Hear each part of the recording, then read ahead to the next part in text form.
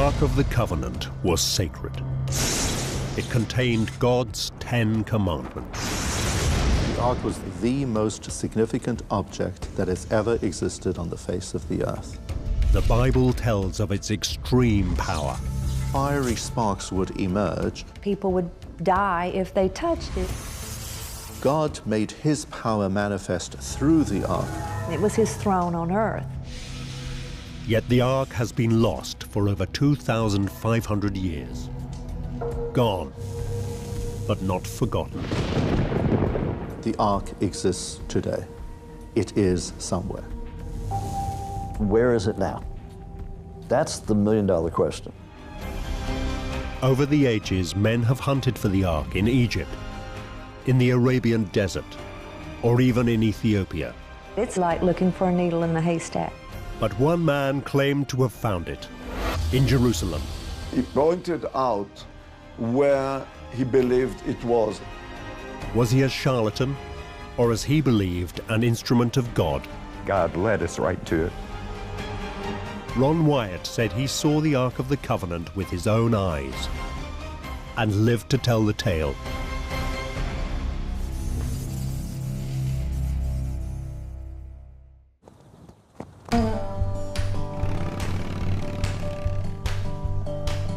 Ron Wyatt was from Kentucky, a poor but God-fearing state in America's Bible Belt. He came from a very large family that lived in rural Kentucky in the mountains. Much poverty, not much of a chance in life. He had to leave home when he was either 12 or 13.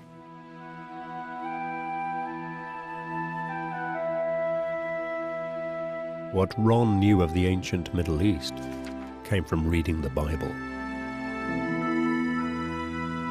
He was drawn to the Seventh-day Adventist Church, a devout Christian sect where Bible study is a lifetime pursuit. A habit he instilled in his own children, a daughter and 2 sons.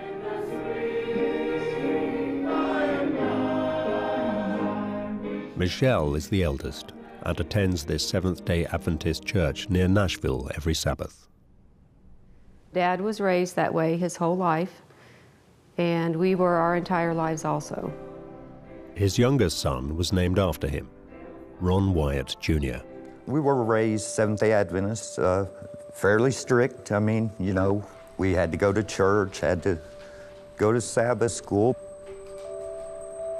Seventh-day Adventists believe that the Bible is the Word of God and historically accurate. You have your Bible class, so you go through there and you study all the different stories in there about David and Moses. There was something else you saw out there about what Jesus gave to us, and that is the little stars. At home, every evening we had worship.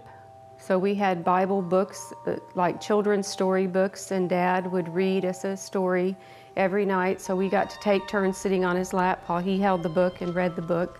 So we were raised our whole lives to believe all of that's true. So we were always raised up knowing the Bible, no doubt that it's the truth. That's, to us, it was fact.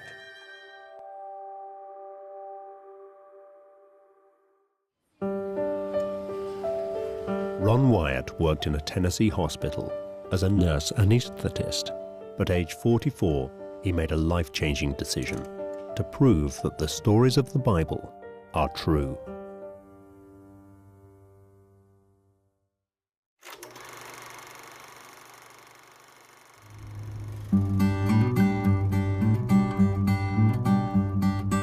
Loaded up with equipment, including an 8mm cine camera, Ron and his 2 sons, Danny and Ronnie, set off for the foothills of Mount Ararat in Turkey, looking for Noah's Ark. And in a boat-shaped rocky outcrop, they thought they'd found it. My dad was quite sure that that was Noah's Ark because it's the only boat-shaped object way up in a mountain range in Turkey. Right here is a piece of Noah's Ark. It's petrified wood, and we found this right up on top of the boat-shaped object. The next Bible story Ron Wyatt decided to prove true was the parting of the Red Sea. So in 1978, after sub-aqua training in a Nashville swimming pool, Ron and the boys went diving in the Red Sea.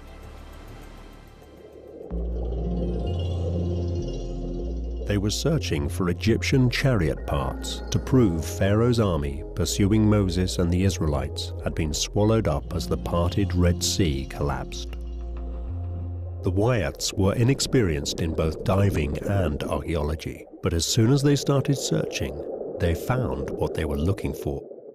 Me and my brother saw a chariot wheel, and we saw the back of a chariot turned upside down. And I found a golden chariot wheel. My dad figured later may have been the Pharaoh's chariot. I did take a picture of it, but that camera did drown, unfortunately.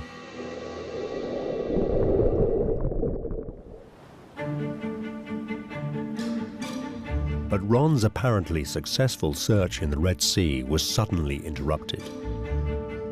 Ron had severe sunburn and was unable to continue. As he was convalescing, he went sightseeing in Jerusalem with Danny and Ronnie, when something very odd happened. Ron suddenly stopped walking. He raised his arm. His hand pointed to a derelict area. When he spoke, his voice sounded strange.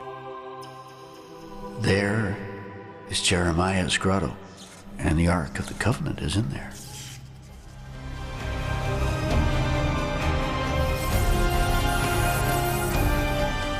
I'd never heard him mention Jeremiah's grotto. So that surprised him because he was saying, man, I don't know how I said that or why, but that came out of my mouth. Ron was convinced that God was speaking to him, guiding him to his greatest discovery of all. Ron really believed that God was leading him to look for the Ark of the Covenant. Ron had no idea then that the search for the greatest of all biblical treasures would soon come to dominate his life. But what was the Ark, and why was it so important? The Ark was the receptacle in which the most important items that ever existed in the world resided, namely the Ten Commandments.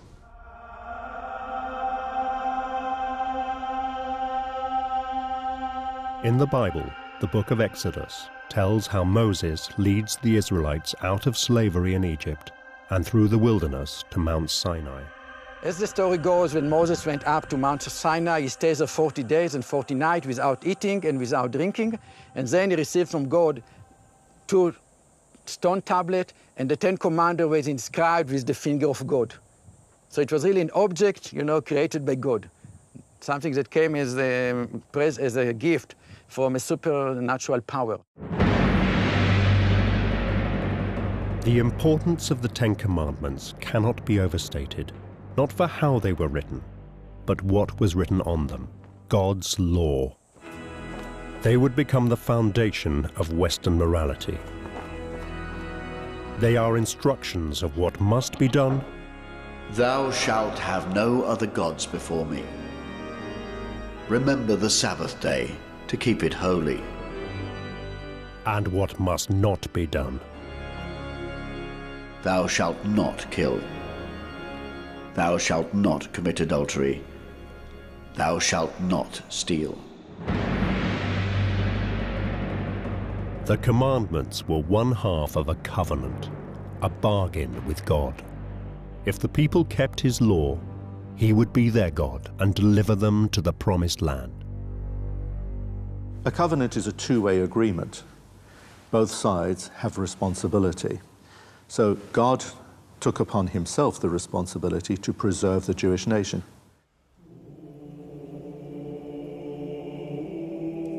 The Bible says that God commanded Moses to build a container to keep the commandments in. This was the Ark.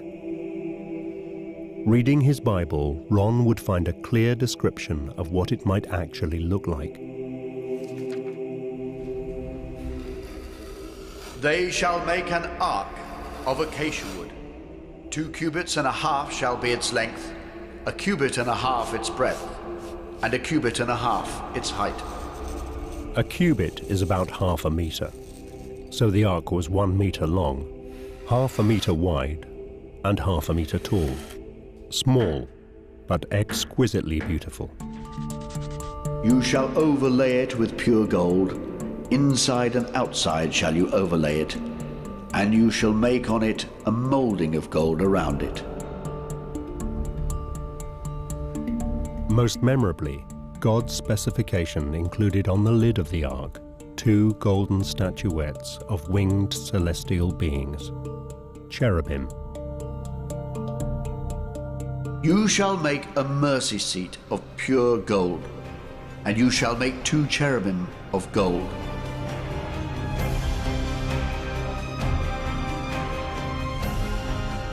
The Bible describes not just a beautiful, grand container for the 10 Commandments. It was so much more. The lid between the 2 golden cherubim was the seat of God himself. The cherubim were absolutely remarkable because the presence of God emerged from between the 2 cherubs.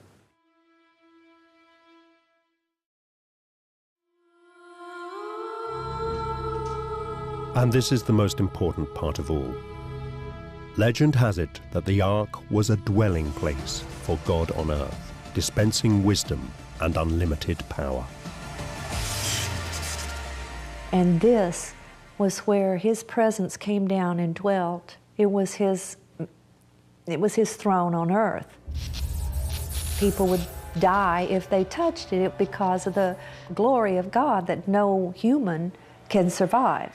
As the ark was being carried towards Jerusalem, a man by the name of Uzzah wished to steady it, and because he touched the ark, he dropped down dead. The ark was described as being an object of immense power, and we get depictions such as in the Indiana Jones movie, where uncovering it unleashed this unspeakable power.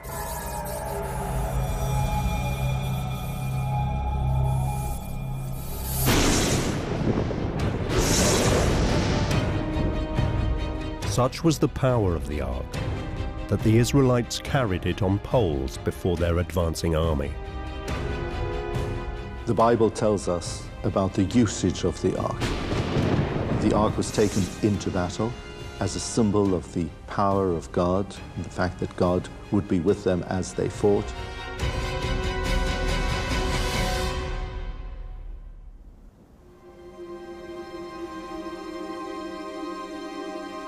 But it was not just a weapon. The Bible tells how the ark eased the Israelites' path to the Promised Land. We're told how the ark was carried through the waters of the River Jordan as the nation was entering into the Holy Land, and thanks to the presence of the ark, miraculously the nation was able to walk on dry land. It's not the ark that has the power, but rather it's the power of God which is manifest through the ark. Around 3,000 years ago, the ark found a permanent home when King David at last settled the Israelites in Jerusalem. The Bible says David's son, King Solomon, built a great temple on a hill. The ark was to take its permanent place in Jewish ritual deep inside, in a place called the Holy of Holies.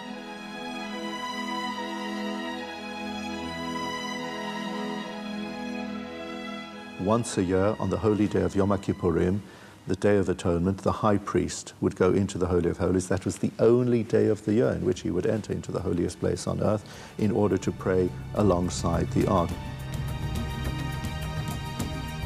It's one of the world's great mysteries that this most holy object not only disappeared from view, but vanished altogether.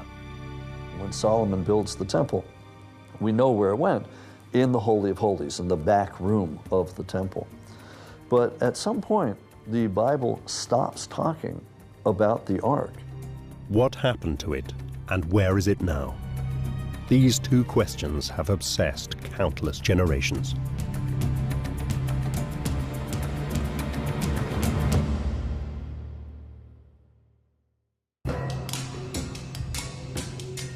There have been many stories over the centuries about what happened to the Ark. Adventurers have hunted as far afield as Egypt and Africa, yet it has never been found. The most popular theory is that the Ark was lost in Jerusalem itself, in a cataclysmic invasion.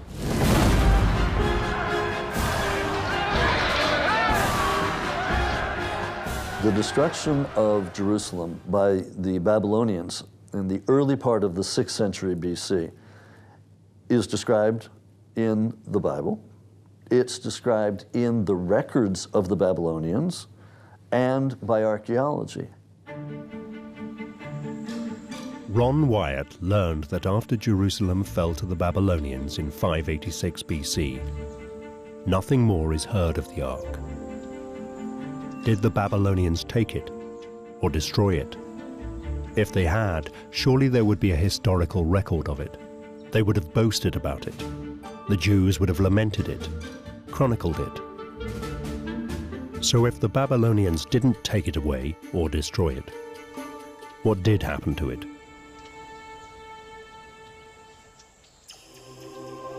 Ron decided the clue lay in his involuntary words.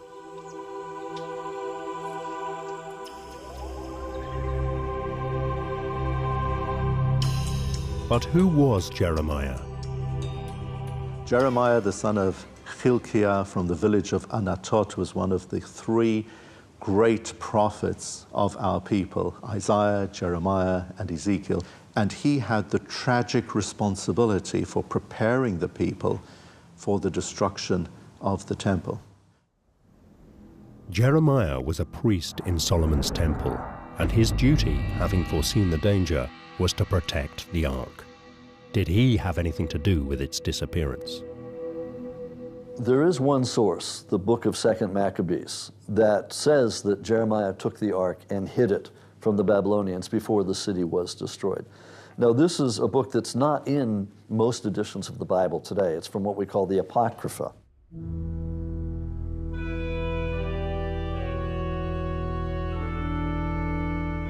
The prophet Jeremiah, being warned of God, commanded the tabernacle and the ark to go with him.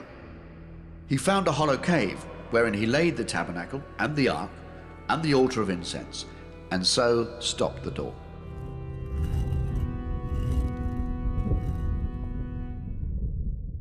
The second book of Maccabees also relates that no sooner had Jeremiah's workers sealed the ark in the cave than they miraculously lost all idea of where it was. The ark was safe from destruction, but lost.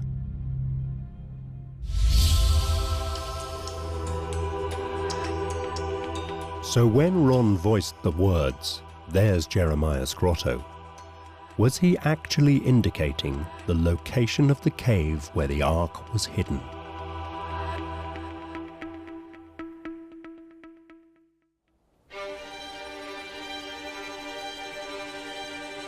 In January 1979, Ron Wyatt had saved enough of his hospital wages to return to Jerusalem. With his sons, Danny and Ronnie, he began his quest to unearth the Ark of the Covenant.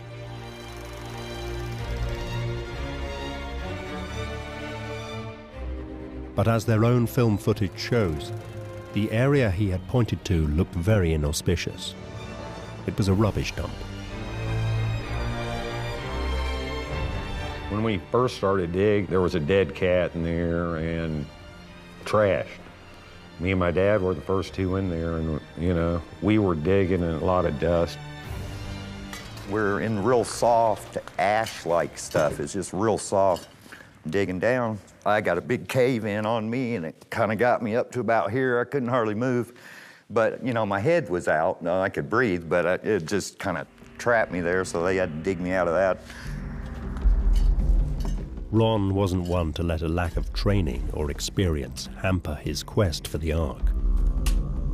We weren't shoring up the cave as we dug it at all. We weren't putting boards over our heads or shoring anything up. I'd never dug a hole like that before. We were lucky we didn't bury ourselves, probably. Yeah, not the smartest thing. There are things that could have collapsed on us at any time. It was very dangerous. Although the Wyatts were inexperienced, they were also lucky. No one was injured, but it seemed their luck had run out when they hit a serious problem. We were digging along the outside and we broke into the mountain and cleared out a bunch of rock from in there and started digging inside the mountain. Now, their work stalled. Instead of finding Jeremiah's grotto and the ark, they faced a wall of solid rock. Once you get past all the loose dirt, it became rock.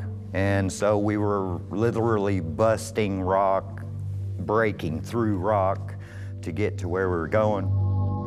We had 3 or 4 buckets and we kept filling them up and crawling out the tunnel. You couldn't stand up, so you were crawling on your hands and knees. My knees were bruised, very, very bruised and swollen from crawling in and out of there. But the Wyatts' biggest obstacle wasn't the injuries the rock caused them, but the time it added to the dig.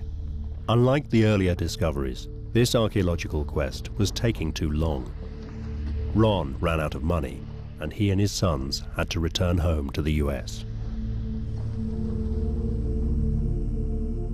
My dad would run out of money and come back home and work and save up, and then we would quit our job or our school and go right back. As soon as he had a ticket, I'm gone, you know.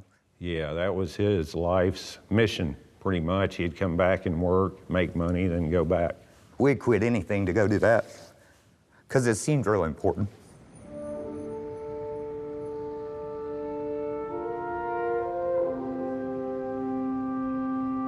When they returned to Jerusalem the next year, 1980, refunded and reinvigorated, they applied themselves to the obstacle between them and Jeremiah's grotto containing the Ark of the Covenant, the wall of solid rock. Dad prayed usually in the morning, help us, you know, if we can find something. We were constantly praying throughout this on a daily basis, you know, because we knew we were clueless. Once more, Ron seemed to experience a guiding hand. He made a comment to his sons that he was impressed in some indefinable way to cut into the solid rock of the cliff face. Every time we come to a stumbling block, we had to pray, and somehow we'd get around it and move on. They set to work faithfully chipping at the solid rock of the cliff. Astonishingly, they broke through the rock into an open space. Could it be a cave?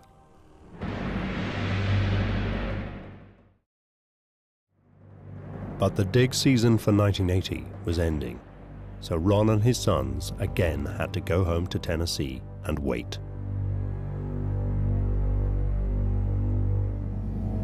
Now, more than ever, Ron believed that when he returned, the Ark would be waiting.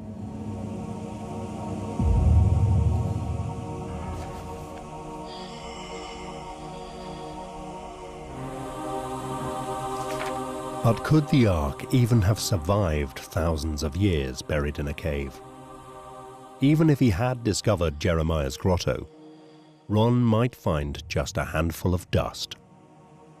In the case of the Ark of the Covenant, it's been 3,000 years since it was made. Now, we know, for example, that in Egypt, in a very dry environment, that wood can survive. We've got wooden objects from Egypt in many different tombs. The Bible tells how God specified that the ark be made of acacia wood. Acacia is exceptionally hard and very dense. It'll last a long time.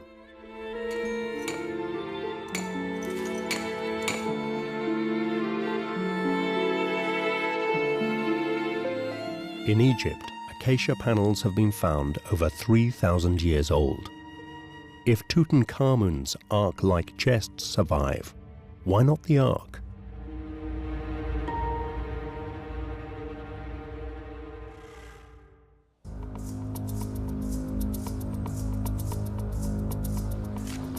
In January 1982, after 3 years of digging, Ron still prayed that he would discover the Ark, excavating in the place God had led him to.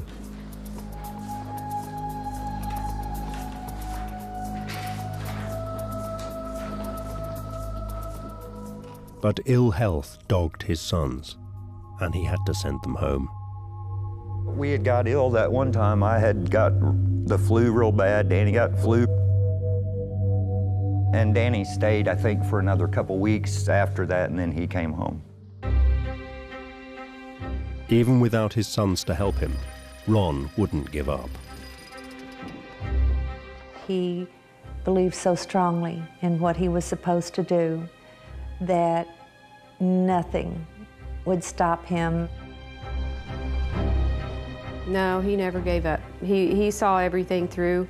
Even if he almost lost his life, he would regroup and go back again and try it again until he got to where he wanted to be. Yeah, he wasn't afraid.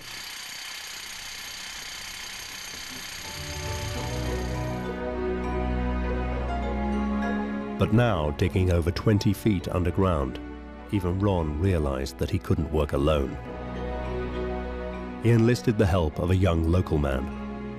Together, they labored in the tunnels he and his sons had worked so hard to open up. One tunnel in particular was very difficult.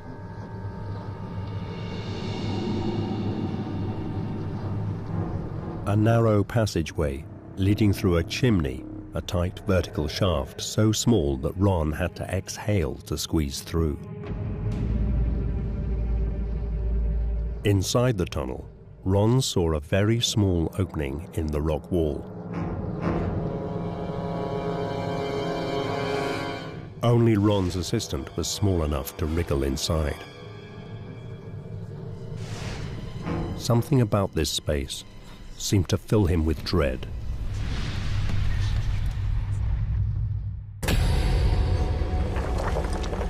Gripped by sheer terror, he fled, never to return. Ron believed his assistant must have experienced the power of the Ark.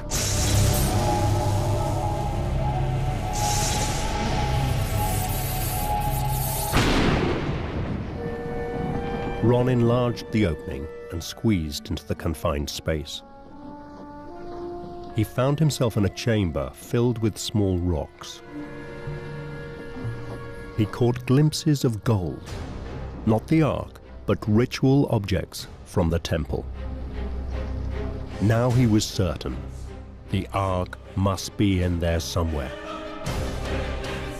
Crawling painfully over the rocks to the rear of the chamber, Ron saw a partially buried stone case. The lid was so near to the ceiling that he couldn't see inside.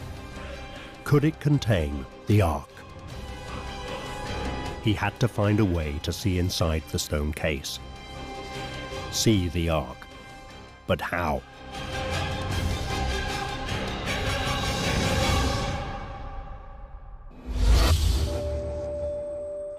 Now, Ron may not have been a professional archaeologist, but he was a professional nurse anesthetist, and now he put his medical knowledge to good use. He wondered whether a medical camera and probe, designed to see inside the human body, would allow him to investigate and identify the contents of the stone case.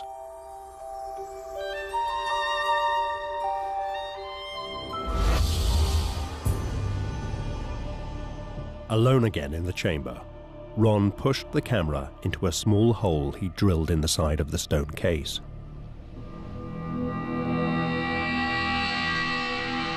And suddenly, there it was.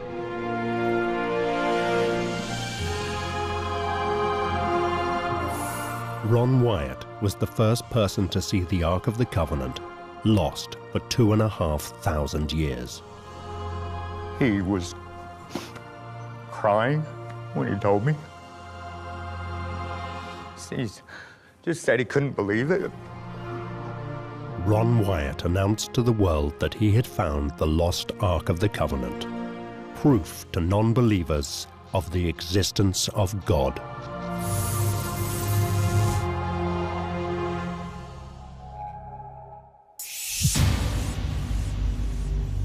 But if he thought he'd achieved his aim, Ron was in for a big surprise. The good news was not received with open arms. Professional archaeologists would need convincing evidence. They would want to see what Ron had seen, the Ark of the Covenant. When it comes to any amateur enthusiast claiming that they found anything to do with the Bible, my first question to them is, show me the data. Show me your evidence. Skeptics pointed to the fact that Ron Wyatt was alone when he found the Ark. He had no witness. If you think you found the Ark of the Covenant, show me a picture. But Ron didn't produce any pictures. He claimed he did have documents and photos, but was not allowed to show them.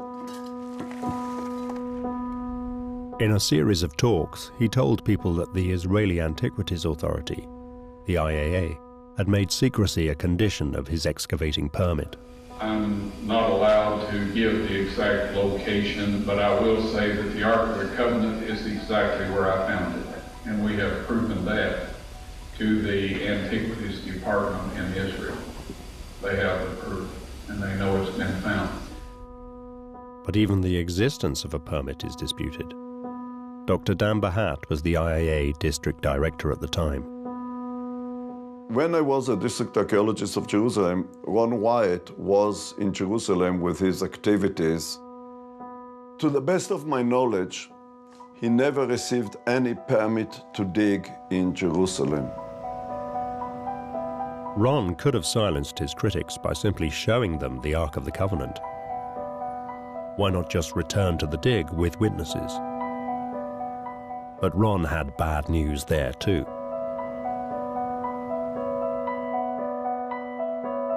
He said the access tunnel he had made had been sealed by the authorities with reinforced concrete. The way that you used to get through it through the garden tomb is closed. Can't get through that way anymore. Ron Wyatt's claim to have discovered the Ark of the Covenant is backed up by no evidence whatsoever in terms of hard data. Ron could never produce any evidence of the Ark of the Covenant for anyone. And yes, he did try. He did try.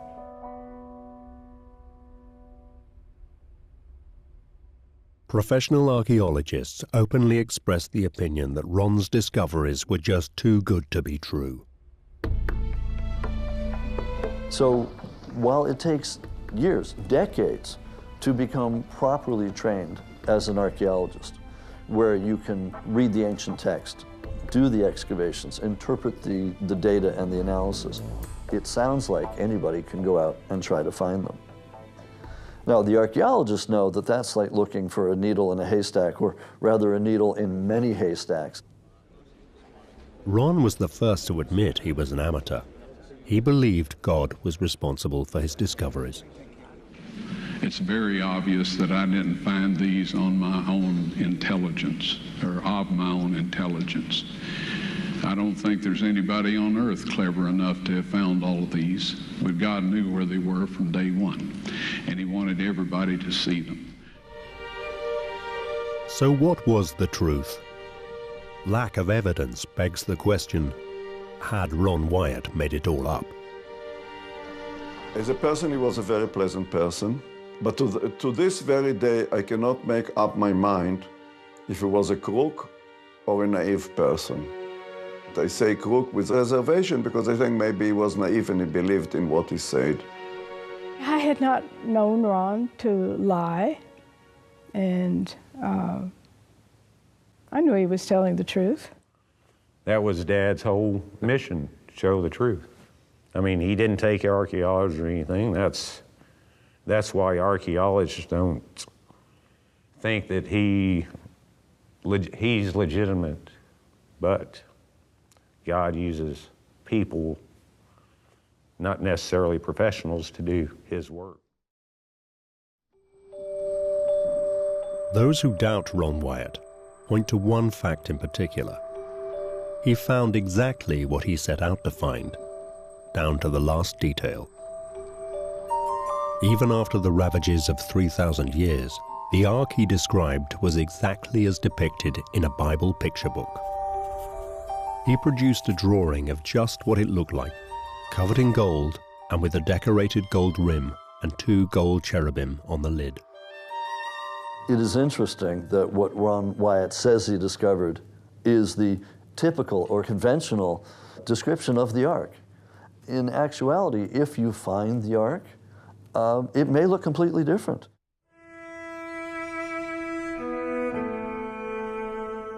There are, in fact, 2 quite different biblical descriptions of the ark.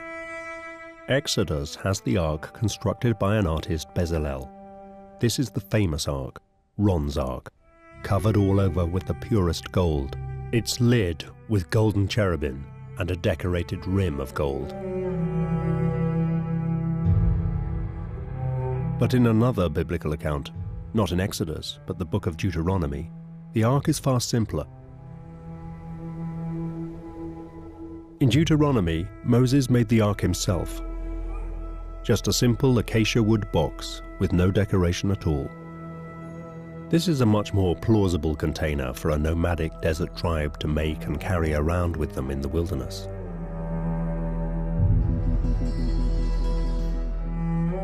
This description of the ark certainly lends itself to the belief that it's simply a storage box.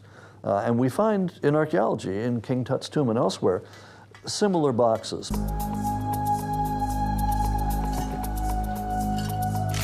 According to professional archaeologists, Ron made a typical amateur's mistake. He went looking for one specific object to support a preconceived view that every Bible story is historically true.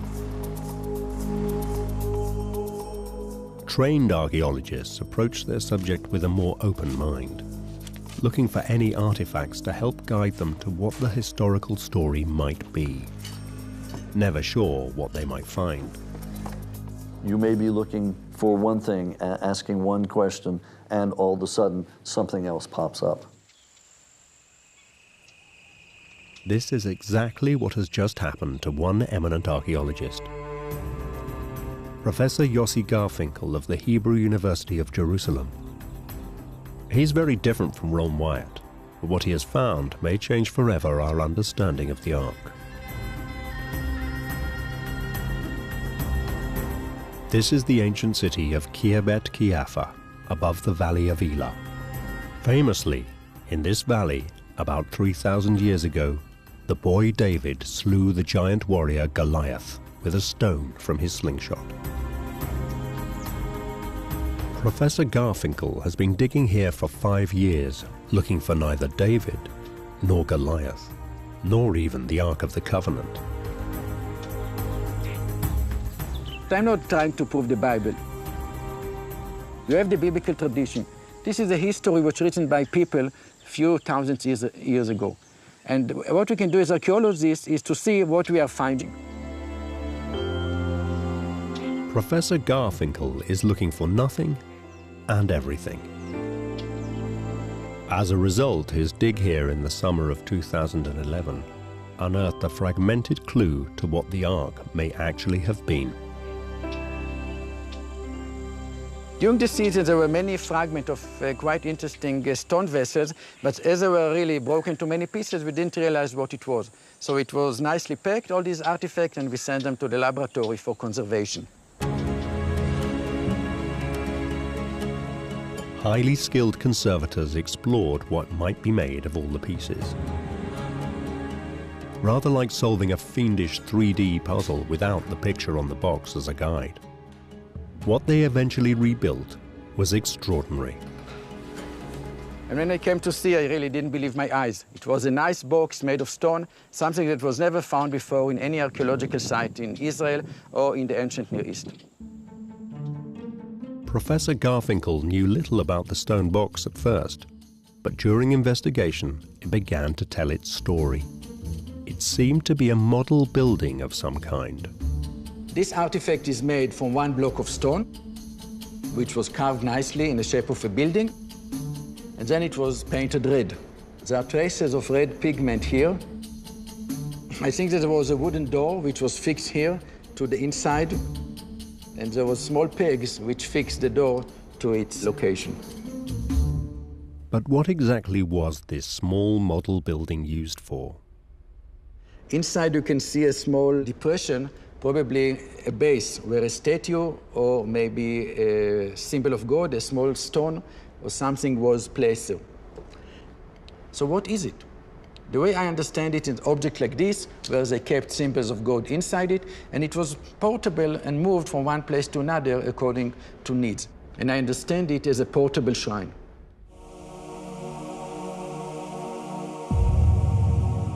Professor Garfinkel's thesis that this was a portable shrine is supported when the little building with doors is compared to the biblical account of the Temple of Solomon, where the Ark came to rest. They are eerily similar.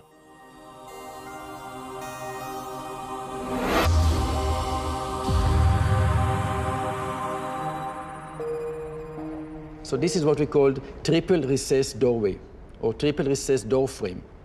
And this is exactly how the Bible describes Solomon's palace and also the entrances in the Temple of Solomon in Jerusalem. But the box couldn't be a model of the temple. Radiocarbon dating tells us it is older than that. What is much more likely to be true is that the temple was a giant version of a portable shrine like this one.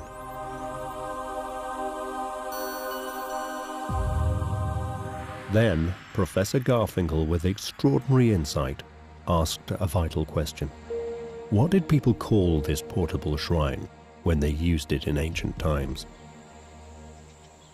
I think that probably the people in antiquity called such artifact Ark of God.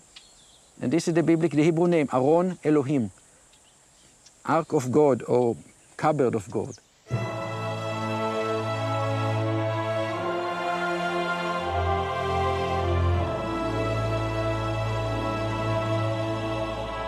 So is this the truth about the Ark? That it was not a great and supernatural object? In the Hebrew Bible, the Ark of the Covenant is written Aron Habrit. Aron simply means chest or cupboard, a box to store things in. In Hebrew, Aron means just a box where you can keep anything inside it. It's not necessarily something holy.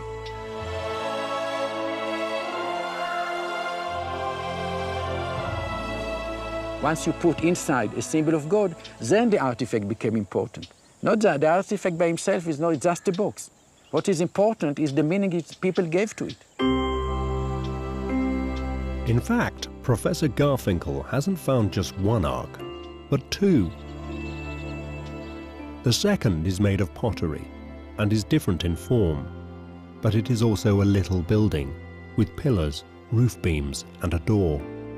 Garfinkel believes it is another portable shrine, another Ark of God. I was not looking for anything like the Ark or a thing like this, but once we have them, we need to deal and to interpret them. It's not just you find a nice thing, you put it in the museum and you go home. You also need to understand what you are doing.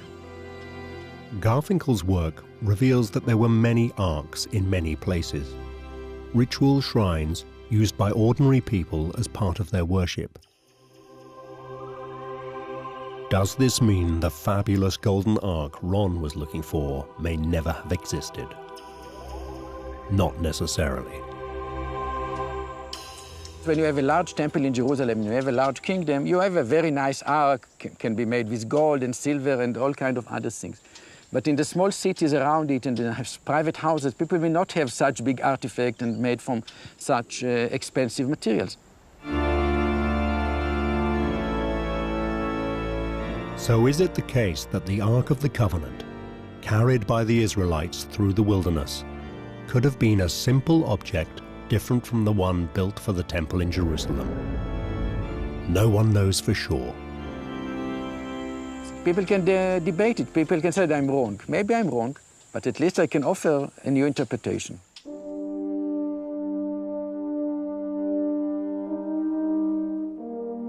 What Ron Wyatt would make of this debate, we'll never know. He died in 1999. Until the end of his life, he devoted himself to making many more controversial discoveries. to prove that the Bible is fact. He said he had a sample of Christ's blood from the crucifixion which proved Jesus had no earthly father. He claimed he had an encounter with angels in the chamber where he found his ark. Tables of stone were found in the Ark of the Covenant. I personally removed them with the assistance of 4 angels who lifted the mercy seat, which I would estimate weighs about 900 pounds of solid gold. Ron Wyatt was a master at organizing expeditions, getting the public interested, getting money for his expeditions, and creating a huge following. Whether he was a charlatan or a zealot or a madman is up to individual people's opinions. To those who believe him, he was none of these. He was a man inspired to do his work by his faith.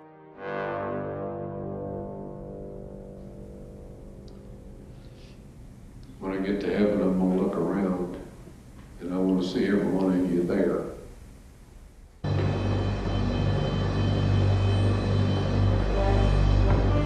I just feel really blessed to have had a dad like my father, and to got to do this work. It's just been an amazing thing. We may never know the truth about the Ark of the Covenant, but stories of its fabled power and symbolic importance ensure that each generation will dream of finding it. The Ark exists today. It is somewhere. We know it. The Ark has not yet been found in any location mentioned by the ancient sources. That doesn't mean it won't be found. If it is, it will be accidental. It will not be because somebody has gone out looking for it. They will have been looking or investigating or excavating something else entirely different. And lo and behold, there it will be.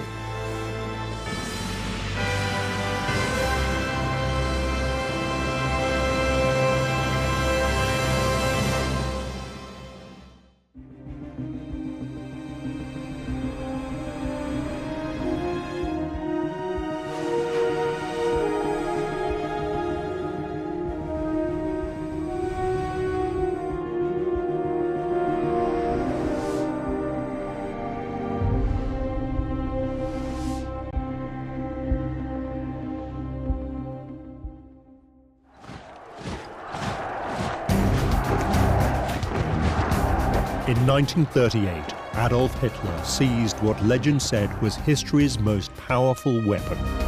If you hold it, you're invincible. It was said to be the spear which pierced the side of Christ.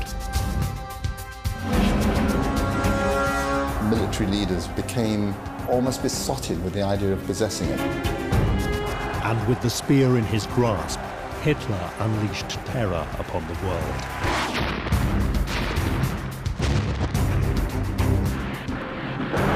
But in the chaos of war, this most valuable of Europe's treasures simply vanished. This was an emblem of war, twisted by the Nazis to become symbols of the Third Reich. But one man, Walter Horn, would uncover the mystery of what had happened to the Spear of Destiny. And one of America's finest generals, obsessed with the spear, would launch a mission to find it.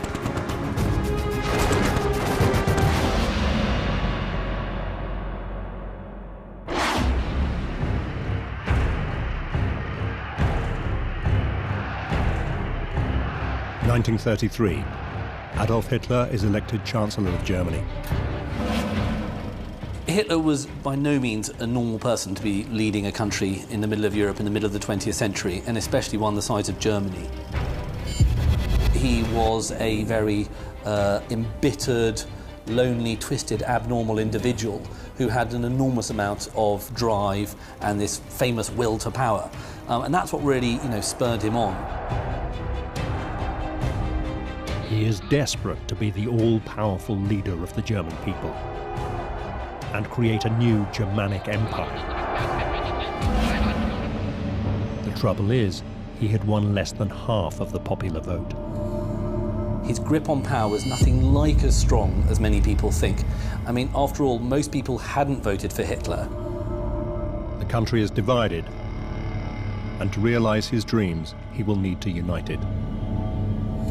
Germany was, until just a few years before, in real terms, just a collection of very, very small states. You know, you've got people in, all up near the Danish border, and you've got people all the way down near Munich, and as far east into what would now be part of Poland. So how do you unify these people? Hitler encourages the Germans to look to what he says is their past. He wants to portray himself as a man who will restore Germany to a time when it ruled Europe. And he wants to extend its borders to those of the greatest German empire in history, the Holy Roman Empire. The Holy Roman Empire was first created by Charlemagne, Charles the Great, the Germanic king of the Franks in 800 AD. Its purpose? To spread Christianity through all of Europe. For 1,000 years it dominated the continent. At its height, stretching from the North Sea to the Mediterranean, and ruling over what is now Germany and much of Austria, Poland, Italy and France. Now Hitler wanted to create an even greater empire in his own image. The 1,000-year Nazi Reich with himself at its head. He wasn't the type of person who would like to cut deals and engage in the art of statesmanship or diplomacy. This is a man who just wanted to drive things forward the way he saw the world should be in his eyes. But Hitler's difficulty is that there is nothing imperial about him. As the son of a working-class Austrian civil servant, it is not enough to simply proclaim himself the German Führer. He needs to look like one. He needed to try and assimilate some of the trappings of power and the type of trappings that would be suitable for someone who is ruling a kingdom in the middle of Europe. And of course, what's he going to do? He's going to look back to history to find these things. He decided that to be an emperor, he would need the possessions of an emperor. Hitler was looking for an emblem that would underpin his claim to be leading the German people back to a new era. What do we need? Well, we need various items that are associated with other people in power. The Holy Roman emperors had held crown jewels as symbols of their authority. An imperial crown, a scepter, and an orb. But of all these symbols of past German glory, one is more important than all the others. It looks like a simple Roman spearhead. It is the Spear of Destiny.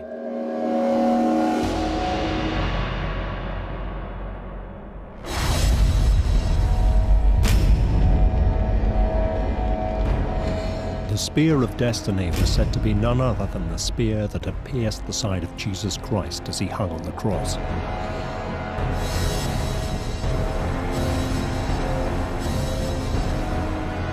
The myth said that it was wielded by a Roman centurion called Longinus. As the legend is told, Longinus was a Roman centurion who'd served Pilate faithfully, and he got cataracts. He was going blind. And Pilate pulled him out of the ranks because he was no longer of service as a fighter and gave him relative easy duty at Mount Calvary. Making sure the crucifixions went off as planned. It didn't require a lot of fighting, didn't require great eyesight. The Bible says that this centurion, when inspecting the crucified men, was unsure if Jesus had died. So he thrust his spear into Christ's side.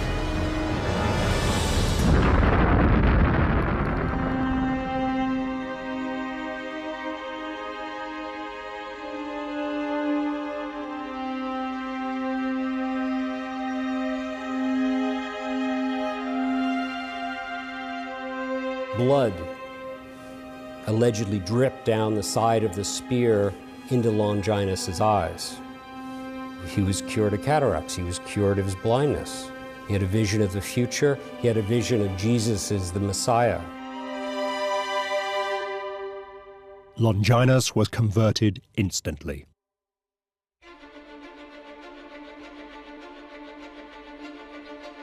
As Christianity spreads throughout the world, Longinus's spear, touched by the Son of God, became a revered holy relic. The spear was passed down, first through a succession of Roman emperors, and then to Charlemagne. Charlemagne carries it into battle, is invincible as long as it's in his hands. It becomes known as a talisman for conquerors, for military force.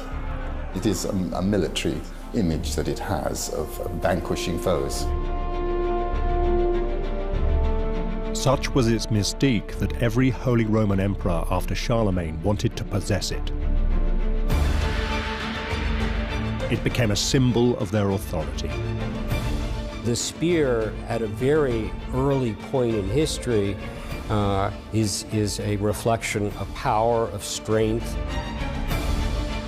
Legend says that whoever held the spear would be undefeated in battle. So not only do you get a sense of whoever has this is the true world monarch because he has it, but if you hold it, you're invincible.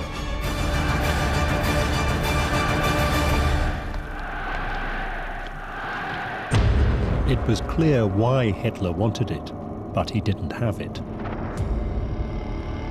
In fact, it was in Vienna, the capital of neighboring Austria.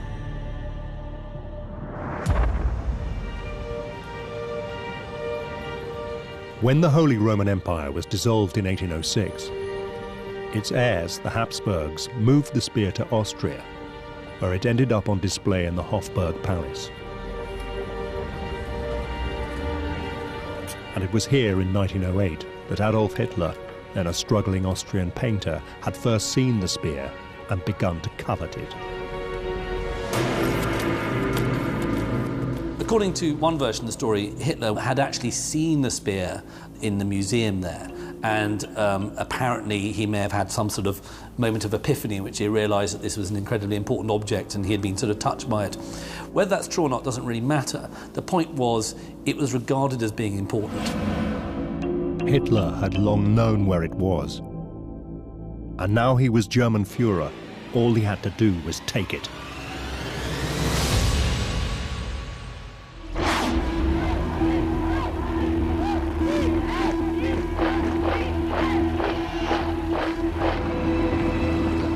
On March the 12th, 1938, German troops crossed the border into Austria.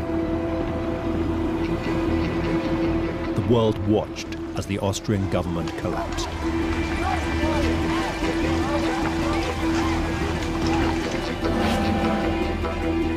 Hitler was killing two birds with one stone. He was reclaiming lands once held by the Roman Empire,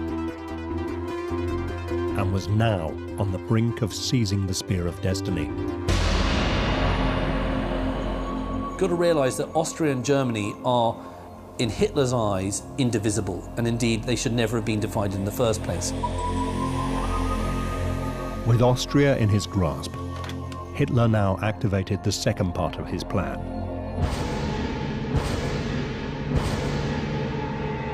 To seize the spear. As the story is told, as the panzers were driving, across the border into Austria, Hitler had an SS officer in civilian garb already planted in the museum.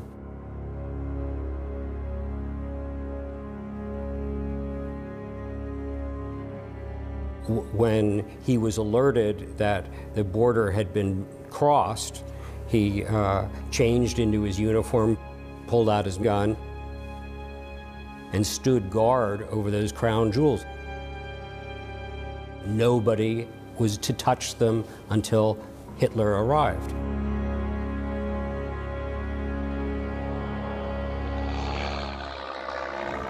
Hitler arrived in Vienna just 2 days after the invasion.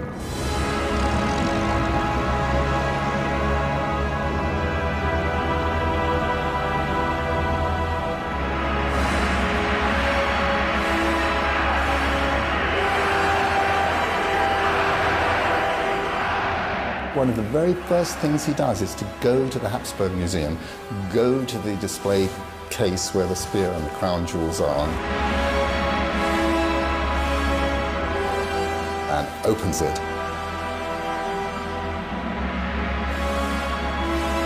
And takes possession of the spear. He took hold of the spear on March the 15th. It was not a date picked by accident. He took the Spear of Destiny on St. Longinus Day. That's when the centurion, who allegedly carried it at the crucifixion, is honored.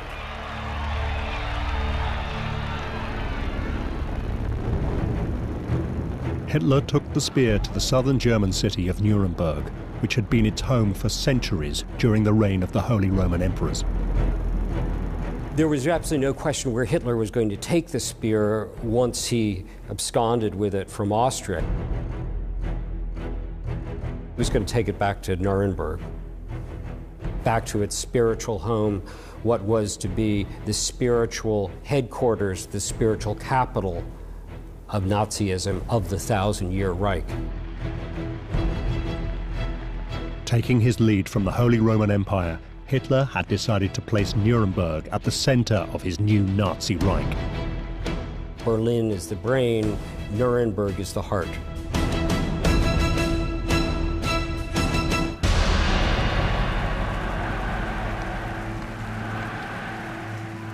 Here he had built vast parade grounds holding hundreds of thousands of spectators. He staged enormous rallies showcasing German military might. Extravagant displays presented the German people with an image of the future based on his vision of the past. We see newsreels today of the parades going through the streets in Nuremberg, of soldiers dressed as medieval knights.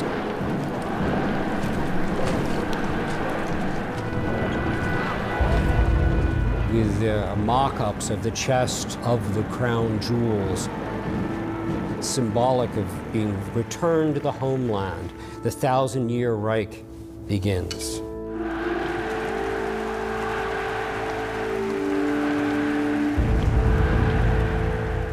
By displaying the spear and the crown jewels, his message could not have been any clearer. Ein freies deutsches Volk in einem starken deutschen Reich. He was the heir to the Holy Roman Emperors.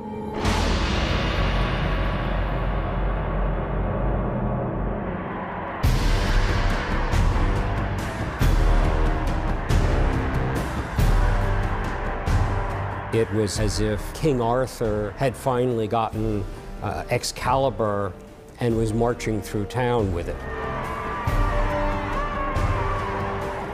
And in a triumphal parade, I've got it. With the Spear of Destiny in his possession, Hitler was convinced he would be unstoppable in his aim to conquer the rest of Europe.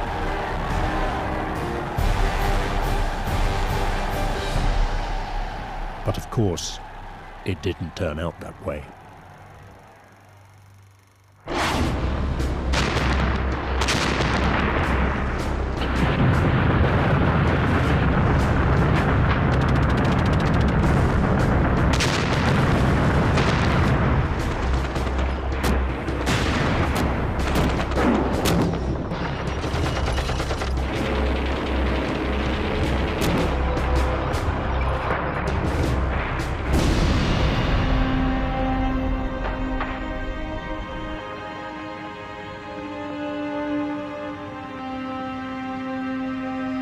By the beginning of 1945, 5 years of war has devastated Europe. The spear has failed to bring Hitler the victory he had dreamed of. His ambitions lie in tatters. His empire on the brink of collapse. And in the chaos, the spear of destiny, one of the great treasures of Europe, has disappeared.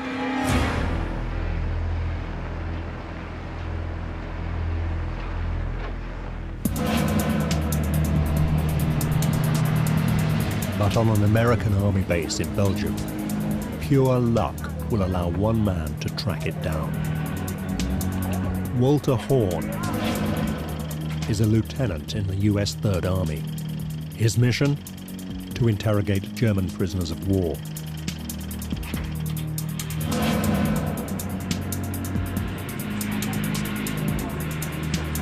Horn is no ordinary American GI.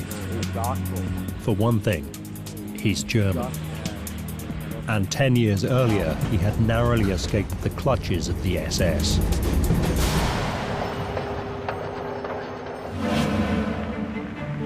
In the 1930s, Horn was at university in Heidelberg, southwest Germany.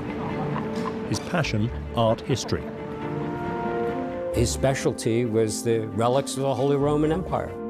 He was an art history major who just had the misfortune to get his doctoral degree in 1933, just as Adolf Hitler had come to power.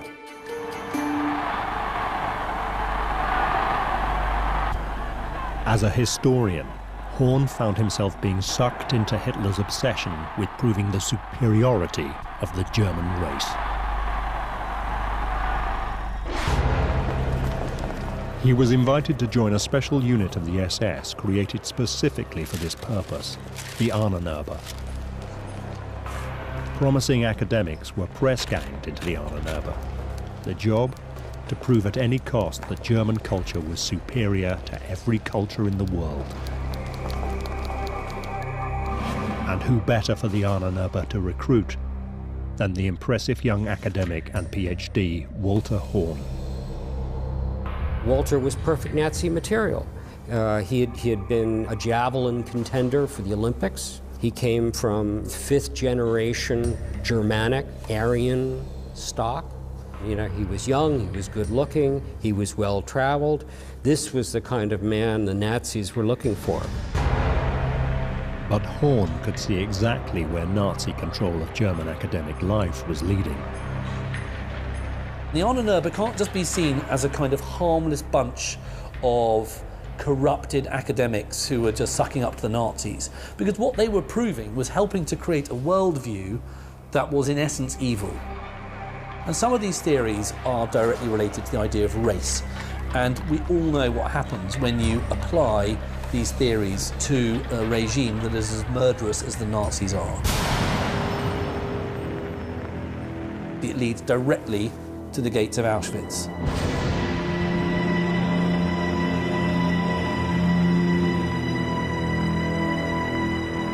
Horn wanted no part of it.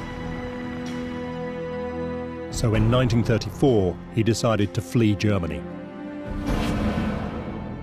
He didn't want to give up his homeland, but he saw no option around it.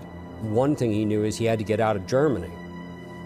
You know, the storm is coming down. This is no place to be.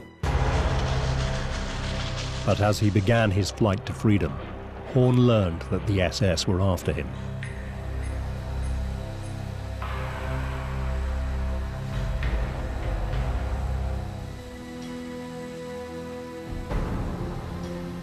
He was very concerned. He hated the Nazis. He didn't know if it was because of remarks that he had made about the Nazis.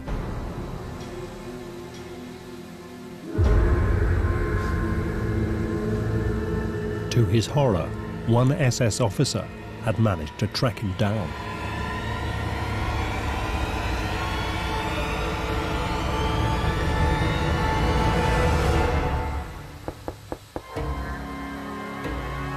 The SS officer had his pistol, and I'm sure Walter was thinking that the end had come. But Horn was in for yet another surprise. The SS officer essentially, told him, yes, we're looking for people like you, but good luck. Just don't come back. Walter Horn eventually managed to escape via Italy and then Cuba to America, where he became a naturalized American citizen.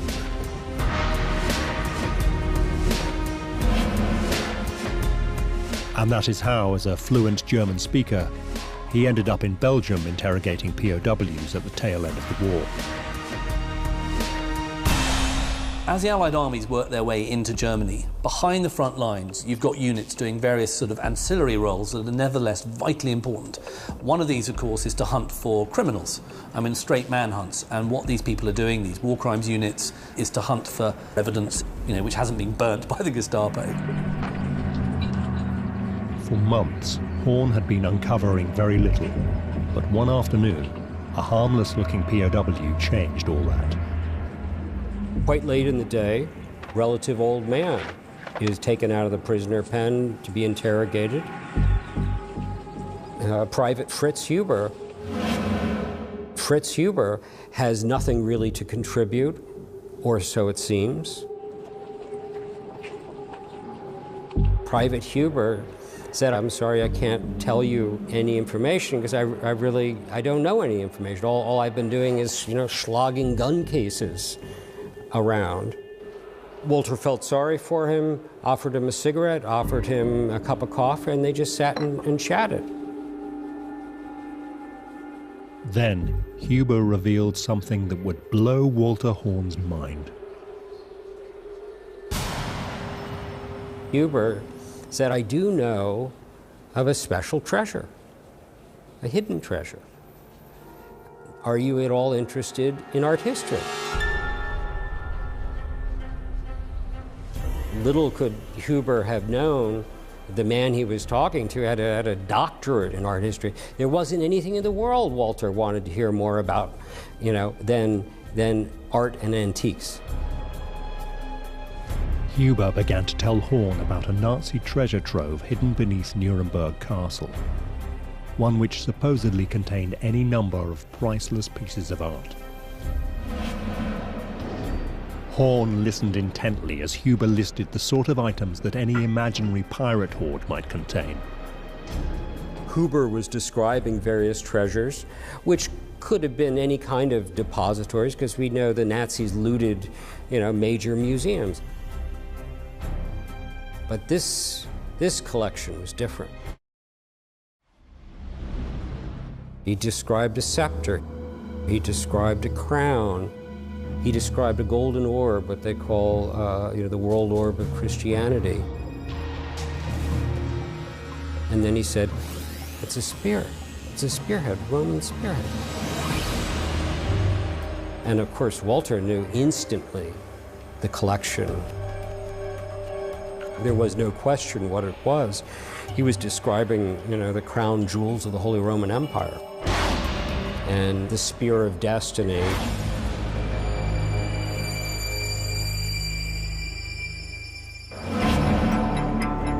Horn pushed Huber for every detail and was amazed to find out the lengths that the Nazis had gone to protect the Spear of Destiny. Huber said his father had been hired by the head of the Nazi SS, Heinrich Himmler, to install a ventilation system in a hidden vault beneath Nuremberg Castle.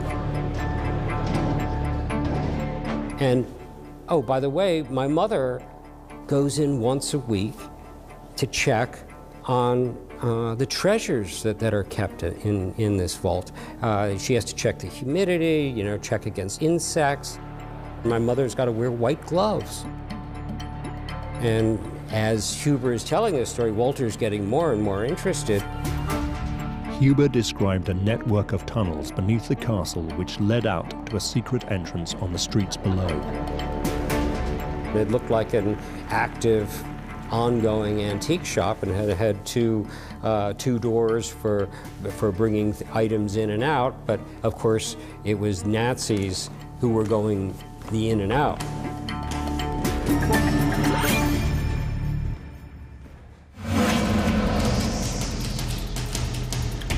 Aware that he had possibly just uncovered the location of one of the world's great treasures, Horn immediately began to write up a report for his superiors.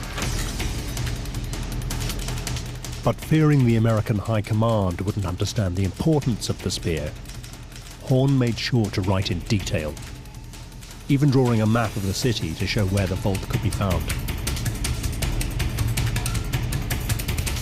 Walter Horn sat at a borrowed typewriter, and he typed up an intelligence report. And of course, being an art historian, I'm sure it reads more like a art history paper than a military intelligence report.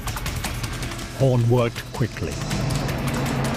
He knew the advancing Allied forces were planning a huge offensive on Nuremberg. And he feared that in the battle, the spear could be destroyed. He mailed it off, fully thinking that this would be dismissed as tangential to the fighting going on, that what military commander would possibly conceive the Holy Roman Empire, crown jewels, and the spear of destiny to be a military objective. But in another amazing stroke of luck, Horn's report eventually landed on the desk of the one man who had both the power and the will to save the spear.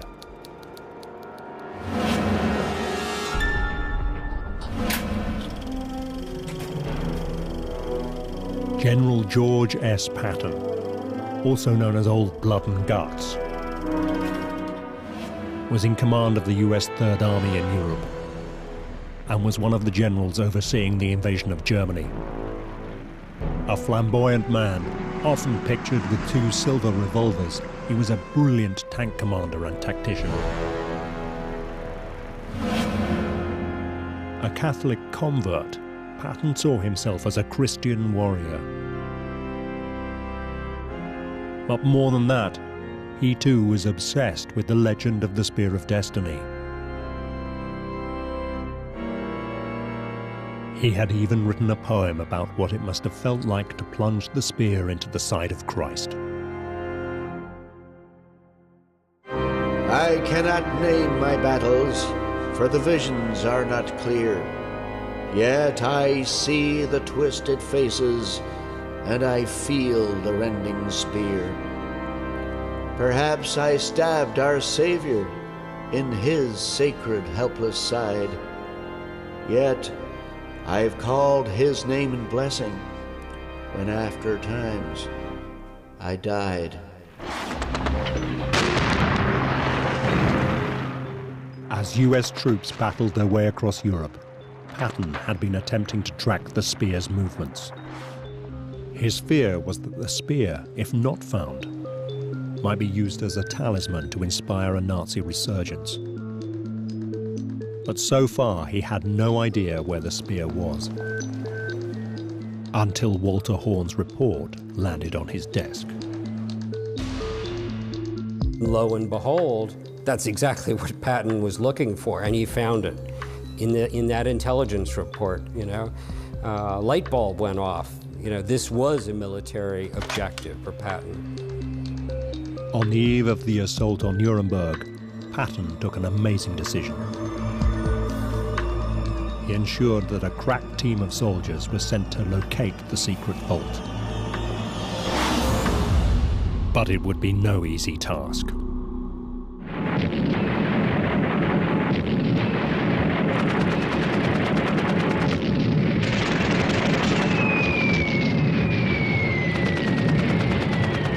Nuremberg had suffered a series of massive bombing raids.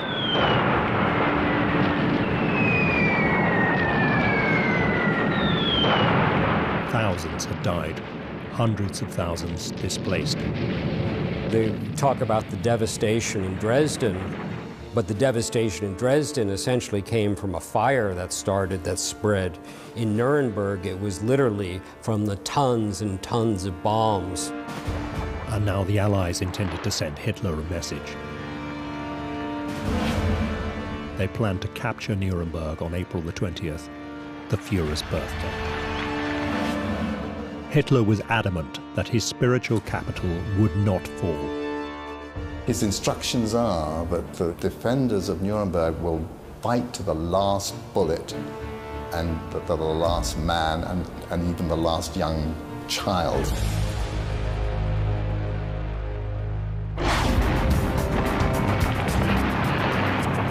On April the 16th, the US Army began a fight to the death for the city.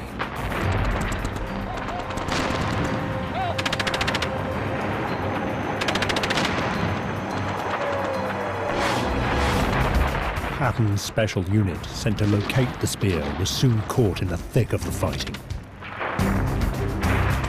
It was narrow, medieval streets, big battlements. It was almost essentially hand-to-hand combat, almost like taking one street after another, and it was very dangerous kind of fighting. Children were actually being used as scouts. The Germans fought right down virtually, to the last man standing.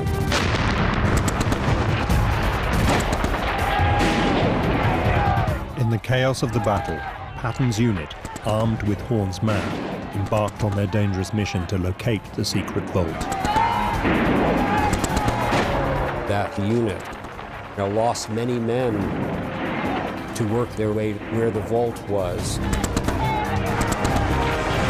When they got there, they couldn't even find it. There had been such devastation, so many bombings, and they weren't even sure that they'd gotten to the location. But then they made a discovery. One of them found a crevice, a sort of tunnel-like thing, and they dropped in.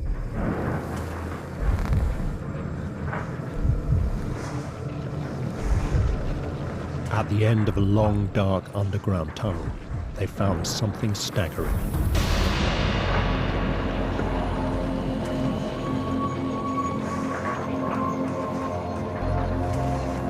Set into thick concrete, a steel vault door 8 feet high and 12 inches thick. But there was a problem.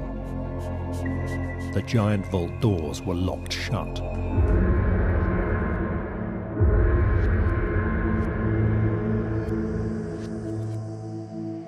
Door itself was impenetrable at that point. When one of the munitions men was literally about to, plug dynamite in the sides of this giant vault door.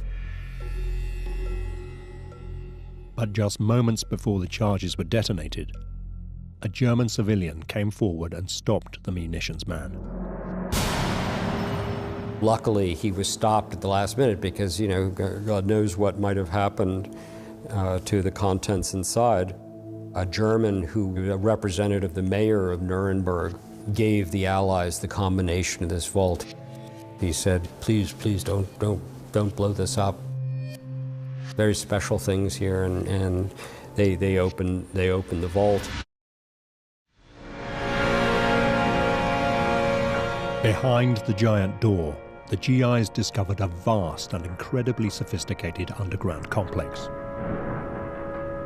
This had to be the vault that the prisoner Huber had described, but it was on a scale beyond anything they had imagined. Commissioned by Heinrich Himmler, it was an enormous expansion of old beer cellars beneath the Nuremberg castle. Himmler secretly sent in teams of architects, teams of builders to reconfigure this beer cellar into a high-tech vault. And I don't use that term high-tech loosely. Foot-thick reinforced steel, special locking mechanisms. The walls were lined with various materials to keep the moisture out. Air purification system, its own generator system. It had water, it had showers, it had baths, it had a kitchen, it had its own little escape hatch. You could have a team of people living in there for months at a time. The GIs could hardly believe what they had found. But unsure of exactly what they had discovered, the message was sent for Horn to come to Nuremberg to identify the contents of the vault.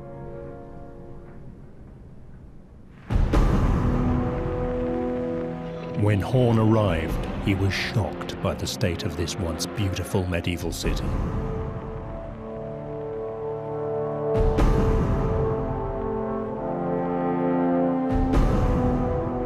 Picture a moonscape, picture churches missing their roofs, bodies strewn about. Horn was led to the vault.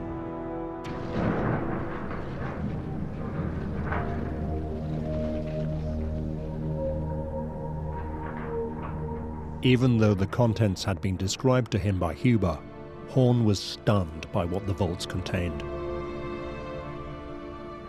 There is just this fantastic room full of Europe's treasure, which can rival anything you'll see in the Louvre or the British Museum. And it really is a real treasure trove. And the guys who went in there realised, my God, I mean, how much had the Nazis taken? You know, every box was just full of something more and more incredible.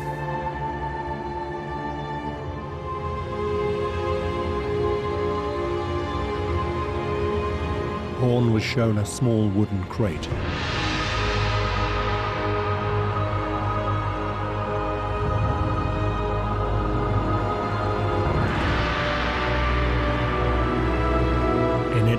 Unmistakable to Horn's expert eyes, was the Spear of Destiny.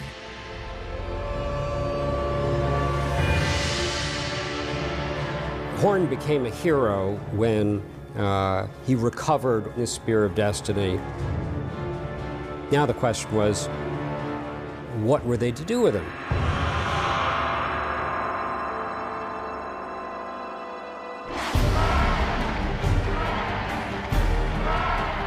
May 1945, the Allies declare victory over Hitler's Nazi regime. 6 years of war draws to a close. Hitler had committed suicide in his Berlin bunker.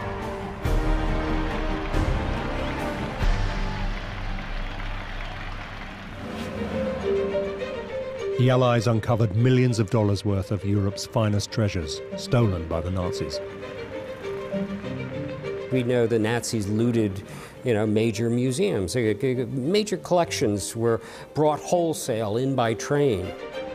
Now began the task of returning these treasures to their rightful owners. Walter Horn had assumed the spear would be returned to Austria. The Spear of Destiny come from the Hofburg Museum in Vienna.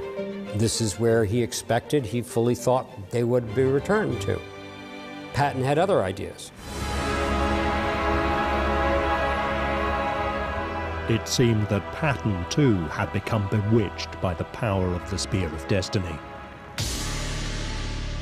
Patton said and openly declared that these relics, this Spear of Destiny, are not artwork. These are emblems of war, twisted by the Nazis to become symbols of the Third Reich. Patton was the type of man who very much would have liked the idea of the Spear of Destiny, in his back pocket and wanted to take it back to the United States.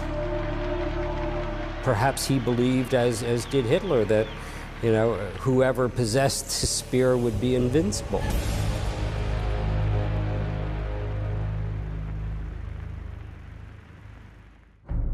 So adamant was Patton on having the spear that Dwight Eisenhower, the supreme commander of all Allied troops in Europe, had to intervene. A huge argument broke out between these two iconic figures. But before it could be resolved, tragedy struck.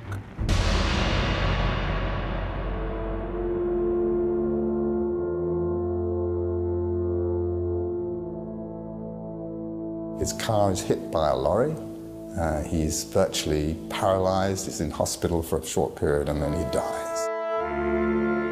With Patton died the last obstacle to the spear returning home to Vienna.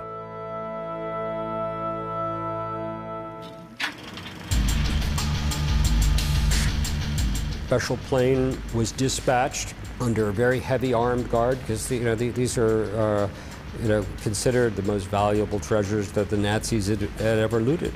And there was a special return ceremony in Austria. And today, they're back in the museum, essentially in the same room, in the same part of the museum where they were when Hitler took them.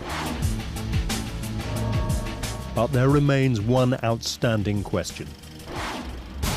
What was this item that Walter Horn had recovered and that so many people had fought and died for? Could it really be the spear that Charlemagne held, the very spear that pierced Christ's side?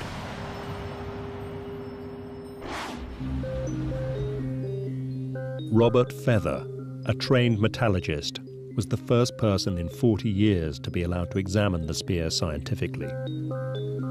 I was called in to examine the spear because I'd had previous experience of metallurgical work on ancient artifacts. I trained as a metallurgist and I've sort of done a lot of work in ancient metals and materials.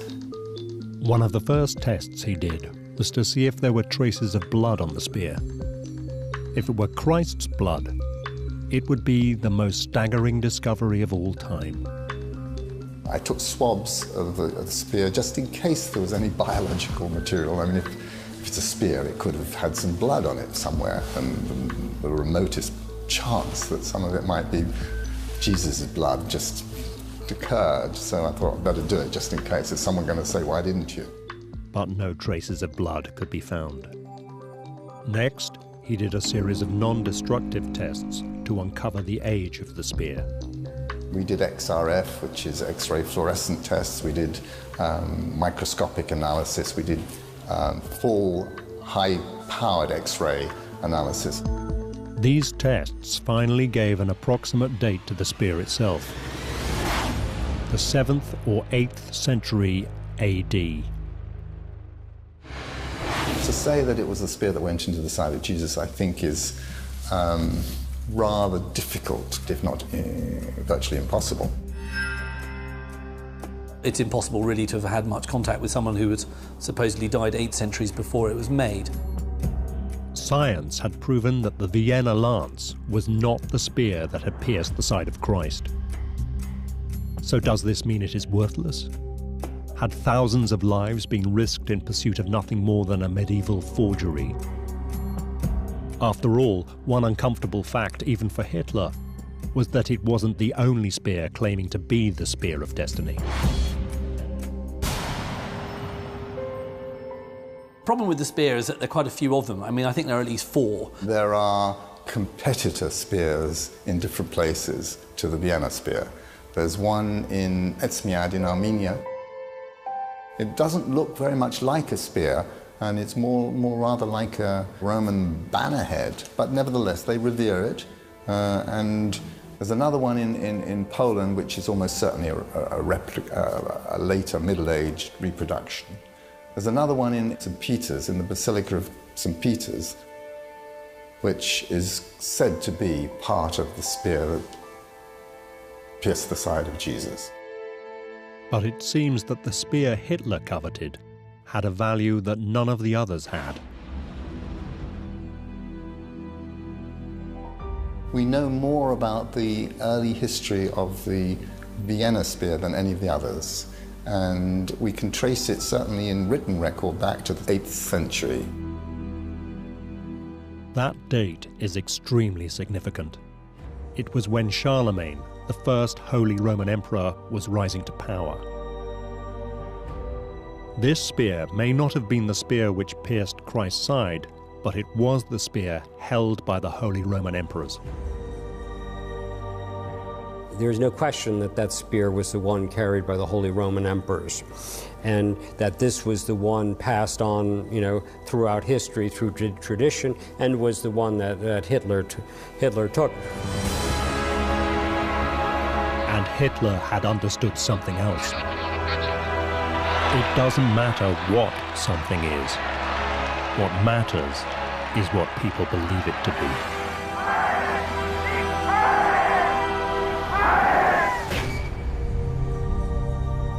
For centuries, the spear had been revered by the most powerful rulers of Europe, and that, for Hitler, was enough to make it something worth having. It doesn't really matter whether this was the spear that was shoved into the side of Jesus. It doesn't matter. It's what people think is what matters. It's what people choose to believe. The fact that it doesn't date back to the crucifixion doesn't make it, to my mind, any less valuable, because what it represents in the larger sense is what's important. Even though it's very easy today to look at it as all being part of, it's all mumbo-jumbo, it's kind of, junk history, it's kind of mythology, it's superstition, it's important.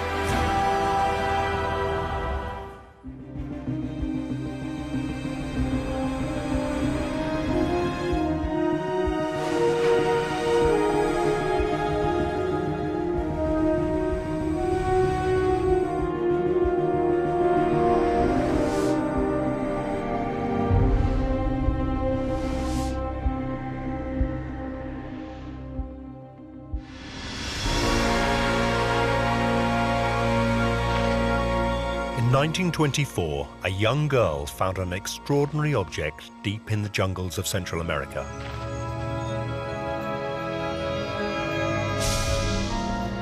It was a beautiful skull made from a single block of pure quartz crystal. Anna Mitchell Hedges claimed that her skull had magical telepathic powers. She felt that he could stare into the left eye socket and see the future. Some say that Anna's crystal skull is part of an ancient legend.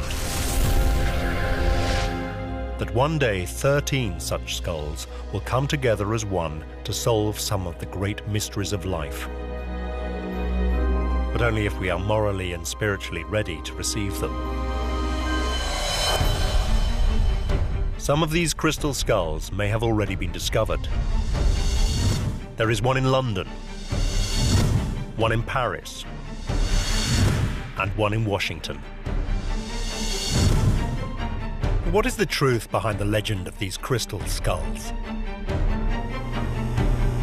Modern science has begun to investigate, and now we can reveal the shocking reality behind the story of Anna and these crystal skulls.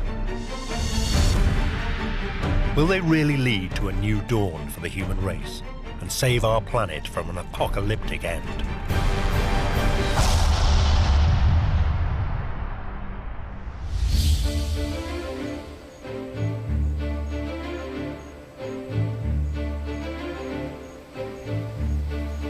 The story of Anna and the crystal skulls begins with Anna's adopted father, Frederick Albert Mitchell Hedges.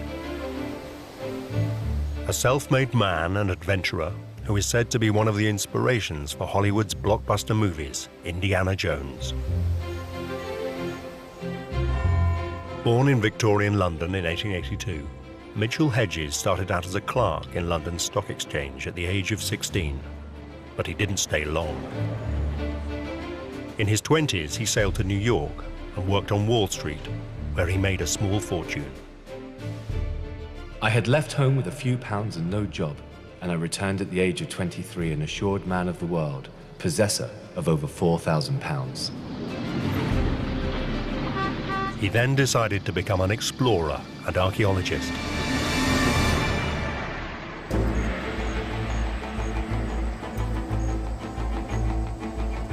Supported by rich girlfriends and various newspapers, Mitchell Hedges devoted his life to the exploration of Central America and the Caribbean coast. He took in a number of well-off ladies who traveled with him and, in one case, essentially funded him. I suppose you'd call him a good time boy. Mitchell Hedges believed that a life which is lived without zest and adventure is not a life at all. You can almost hear the biceps rippling under his shirt. He loved to do battle with giant sea fish. Every fish he caught was the largest fish that had ever been caught in that area. I landed sharks of 800, 900 and 1,000 pounds. Then, at 3 o'clock in the afternoon, I struck into a fish that gave me my hardest fight ever. It was a giant sawfish, 29 feet long, with a girth of 19 feet and just over 2 tons. He claimed to have discovered a new race of people in Panama. I now set about the task of discovering Central America. Thousands of square miles were uninhabitable, and there were wide regions of jungle, swamp and mountains where no man had ever set foot. He stated that he excavated 21 sites in Central America and told many tall tales. Every bit of jungle was crawling with poisonous snakes and poisonous plants. He even claimed to have unearthed artifacts as old as 25,000 years from the lost civilization of Atlantis. Anyone who writes a book called Danger is My Ally, you know what sort of person you're dealing with.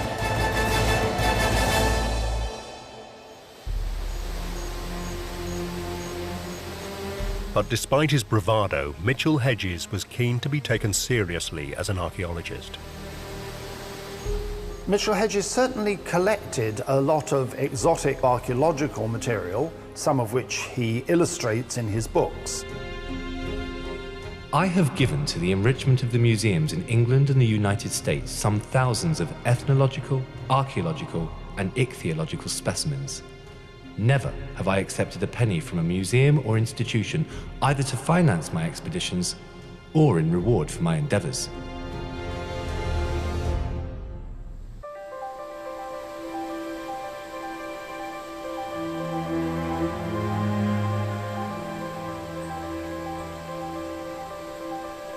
During the 1920s, Mitchell Hedges explored the Central American country of Belize, and it was here that his link to the world's most famous crystal skull began.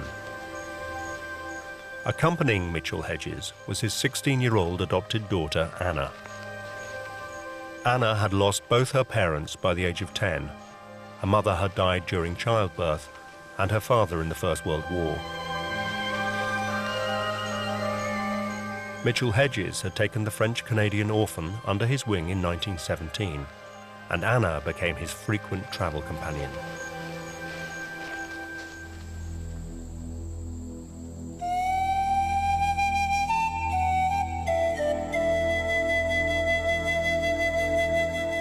At this stage, they weren't looking for crystal skulls. Mitchell Hedges was determined to find one of the lost cities of the ancient Maya civilization deep inside the jungle. If we could find it, we hope to be able to add considerably to the knowledge of the Mayan civilization. The earliest traces of the Maya go back at least to 1500 BC and possibly as much as 2200 to 2500 BC.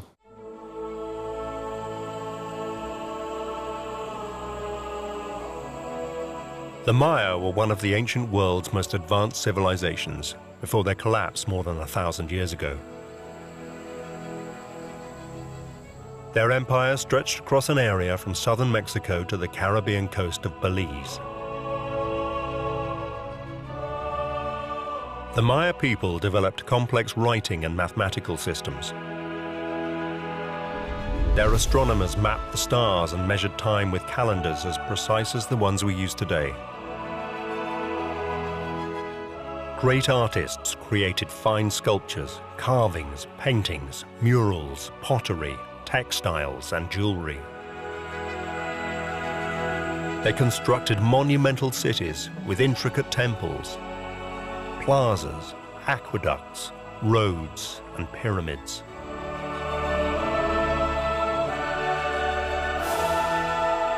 It's interesting how much archaeological work in the Maya area is surrounded by a kind of a miasma of romantic quality, you know, the sort of gleaming white temples in the jungle.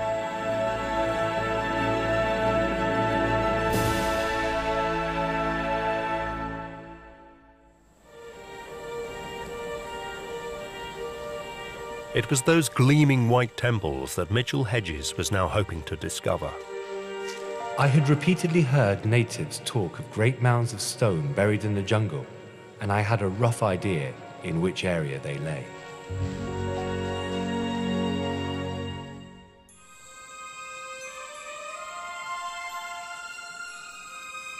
Like her father, Anna would record their adventures together in great detail, and it's her accounts we largely rely on today. We arrived in Belize and went into the jungle, which was very difficult. And my father stumbled upon a stone, and he shouted to the world, "We can't be far from this lost city."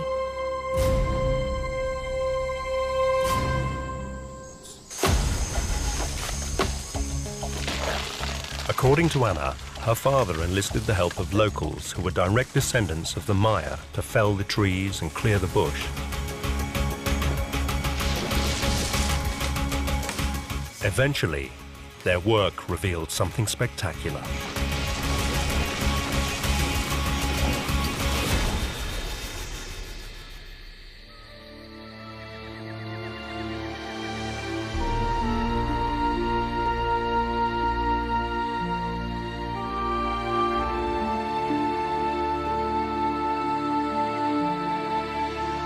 In the setting sun, the immensity of the ruins we had uncovered came home to us with overwhelming force. Slowly, the sky crimsoned, a red glow tinged the jungle and the desolate courtyards, the terraces, the pyramids of this great city, which we called Lubantun, the Maya word for the city of fallen stones. Lubantun's an absolutely fascinating Maya site. It sits on a dramatic ridgetop between two ravines, about 20 miles inland from the coast of Belize, and it consists of a series of courtyards and temples and palaces. It was founded about AD 700, and we know that it was abandoned by about AD 850.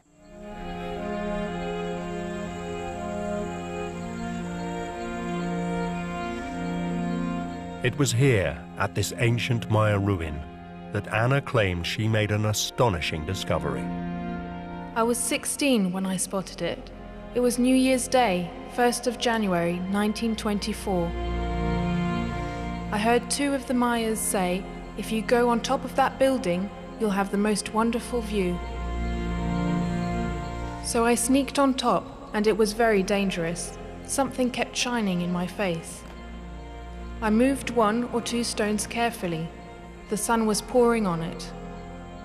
Way down below, through a crack, I could see something shining back at me. I got very excited.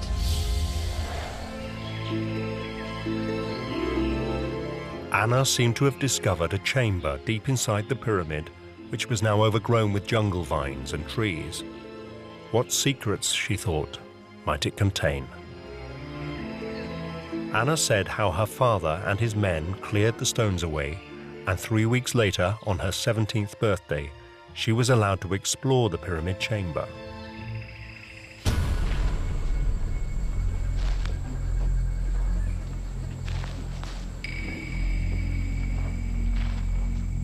I had a light, and I was let down by 2 ropes around my body.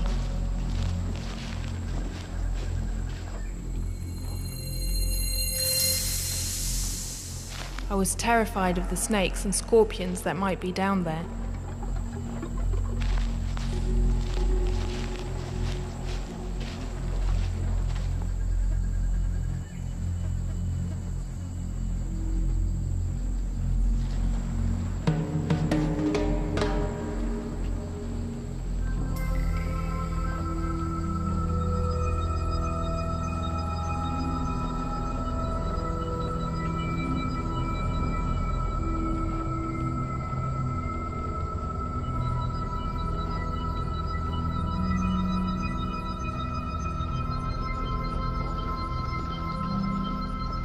But then, through the gloom, I could see something in the light.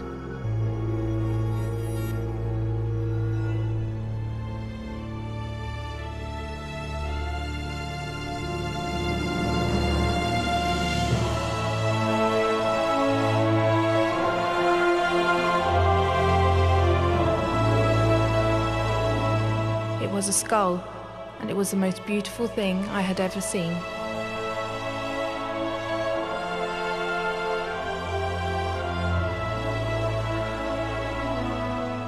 So I picked it up, wrapped it in my shirt so it wouldn't be hurt, and shouted to the men to pull me up as fast as they could.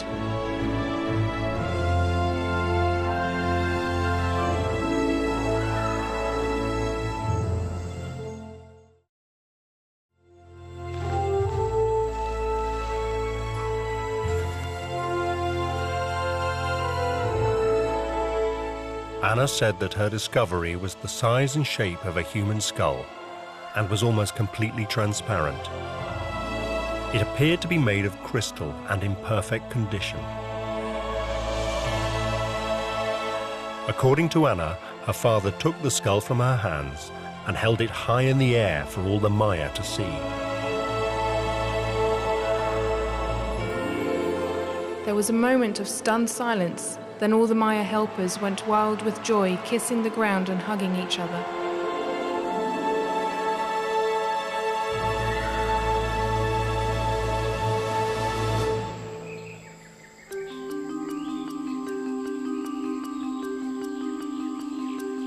But was the skull a genuine Mayan treasure? And who had placed it deep inside the pyramid chamber?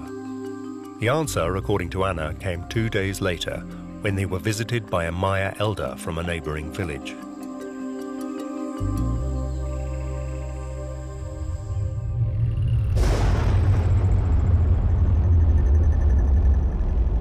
He told us the skull was very ancient.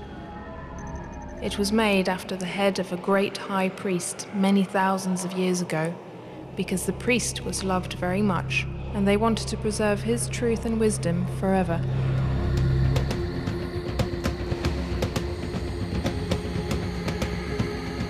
According to legend, it was used by the high priest of the Maya when he was performing esoteric rites. It is said that when he willed death with the help of the skull, death invariably followed. My father called it the skull of doom.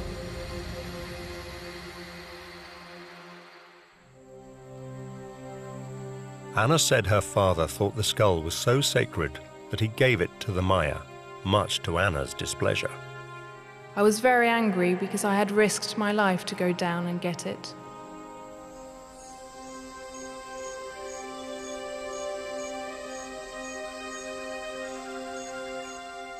But when their excavations of Lubantoon drew to a close, Anna said the Maya priests gave Mitchell Hedges the skull for all the good work he had done for their people.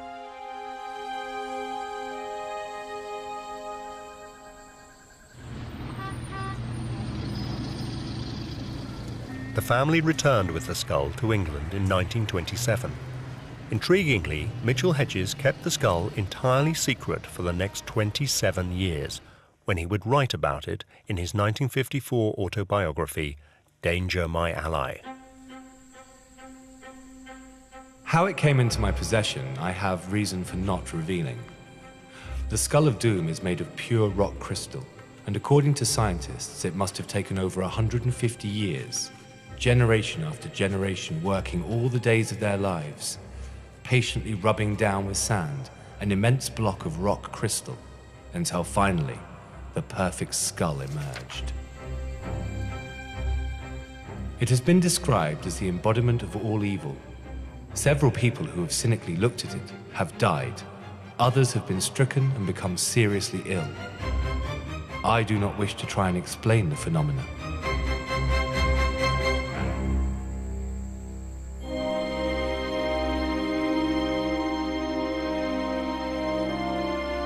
Five years later, in 1959, Frederick Mitchell Hedges died of a stroke. No mention of the Skull of Doom appeared in his obituary in the Times, but Anna inherited it.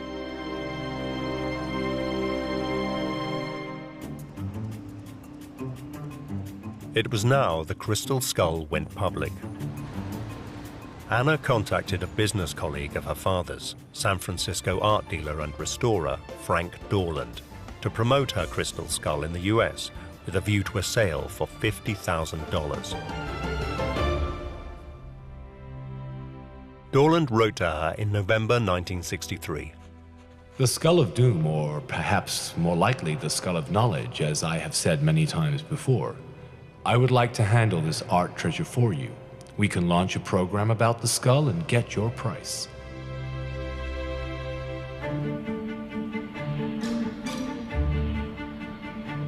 Keen to make the most of her new possession, Anna wanted to prove the skull's authenticity. She flew to New York with it and left it with Dorland to carry out further research.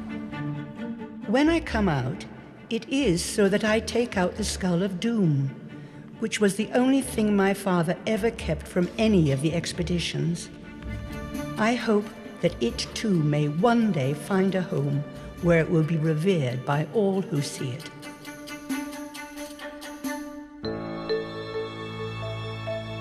Dorland spent the next 6 years exploring the mystical properties of Anna's crystal skull.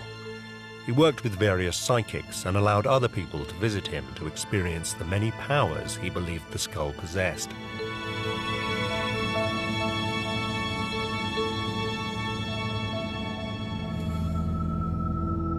Soon, peculiar things started to occur whenever the skull was out of the vault.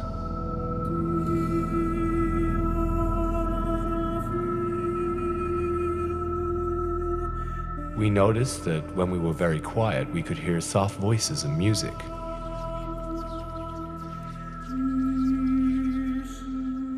Sometimes there was an odor, an elusive sweet, sour, wet fragrance that reminded me of apple blossom and vinegar, mixed with the unmistakable smell of an icy mountain stream.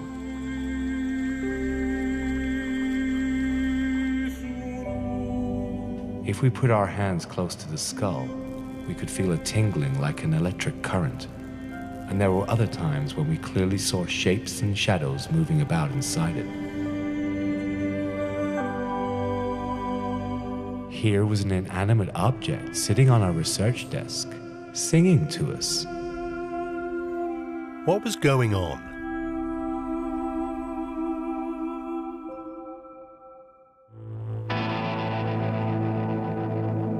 In 1970, Dorland suggested to Anna that her skull should be examined at the Hewlett-Packard's laboratory in Santa Clara, California. One of the people that examined it was Charles Adams. They brought this in, and it was quite an amazing piece, very well crafted. Of course, we were all interested in something like that, being quartz people. The Hewlett-Packard scientists were asked to examine the skull to confirm that it really was a 1,000-year-old Mayan artifact. We determined that it was a single piece of quartz. It was very clear. Well, we examined portions of the surface with a microscope. We couldn't find any tool marks that would indicate that it was done with modern machinery. No sign of any modern tool marks at all. This proved that the skull had to be ancient. It probably was done by hand over a very long period of time, probably more than one person's lifetime, where they take stones and rub them together and use sand and water to polish them out. That would seem to be the more likely way that this thing was built. Could have been, over several generations these things were carved. All this seemed to fit with what Mitchell Hedges had written about the skull in his autobiography, Danger My Ally. It must have taken over 150 years, generation after generation working all the days of their lives, patiently rubbing down with sand an immense block of rock crystal, until finally the perfect skull emerged. But some scientists concluded something even more extraordinary. The crystal skull was so perfect that it was made by no known human process, which prompted one team member to remark, "This skull shouldn't even exist at all."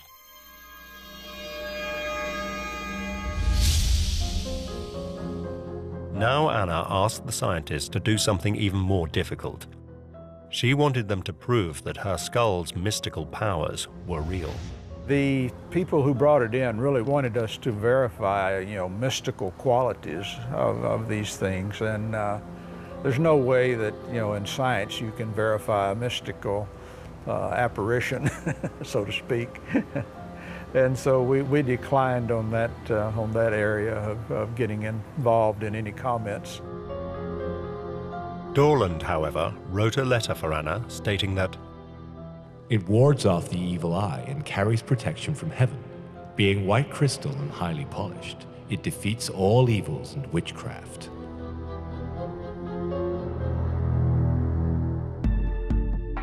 Now Anna appeared to have supporting evidence of her skull's mystical powers and proof that it was a genuine Maya artifact. the 63-year-old Anna Mitchell Hedges set about exploiting its potential.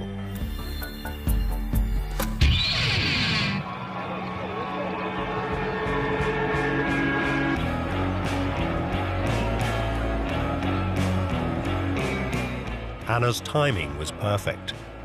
During the 1960s and early 70s, the Western world saw a new social counterculture revolution emerge, and with it, a new age of spiritualism.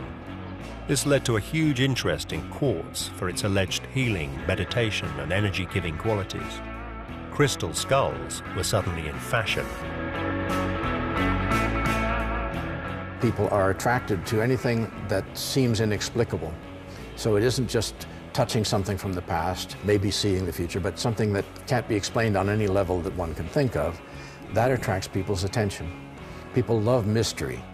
These aren't just skulls, they're transparent and they're very, very hard and they appear almost flawless. You know, you handle them, you look at them, and they are impressive objects. When you got the fusion of the imagery of the skull with the rare and exotic material of massive rock crystal, you got something that fascinated people, particularly in the New Age cults.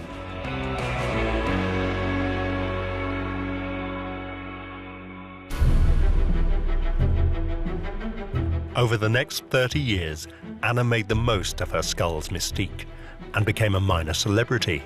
She would take the skull on tour around the United States. Everywhere she went, she told people of her discovery of the skull at Lubantum and the amazing qualities it possessed. The Mayan priests told me the skull is important to mankind.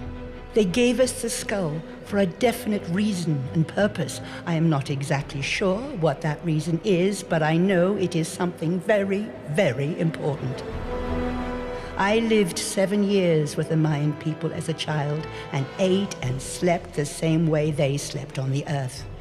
And once you have lived with people who are so down to nature, you've got to believe them. She would be preceded by a barrage of publicity to the local papers and television stations, which would be told that the rock crystal skull of doom was coming to town. Laugh at this, says the Maya legend simply, and you die. The owner is the explorer and the collector is Anna Mitchell Hedges. Well, do you believe that one? Yes, I do believe that, very much so. Because we've had quite a few accidents happen while we've had it. What sort of accidents are those? A cameraman who came to film it, and he laughed at it. And when he went to develop his film, the place blew up. And I still believe that the man is still running. She would rent a room in a local hotel, and the skull would be put on a black velvet covered plinth with a spotlight on it, and she would then charge $5 for admission to look at it. She would allow people to touch it. In some cases, actually to lift it up and turn it round and look at it. Has nothing ever good come out from the skull of doom? Not to people who would laugh at it. But to me, it's always been very kind. In what way do you mean? Well, I love it because I first found it with my father, and it's my first little treasure that I found on my own, really.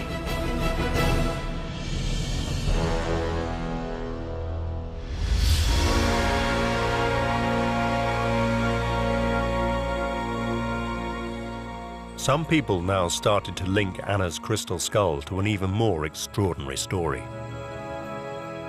There is said to be an old legend from Central America which says there are only 13 ancient life-size crystal skulls in existence. These 13 skulls are said to contain vital information about the origins, purpose, and destiny of mankind. And that one day the 13 crystal skulls will all come together to solve some of the great mysteries of life. Over the years, some of these ancient crystal skulls may have revealed themselves. In 1878, an ancient life-size Aztec crystal skull was donated to the Musée de l'Homme in Paris. In January 1898, another life-size Aztec crystal skull went on display at the British Museum in London. Then, of course, there's the Anna Mitchell Hedges crystal skull found in Belize in 1924. Could these be 3 of the 13 ancient crystal skulls that were coming together to save our planet? If so, where were the other 10?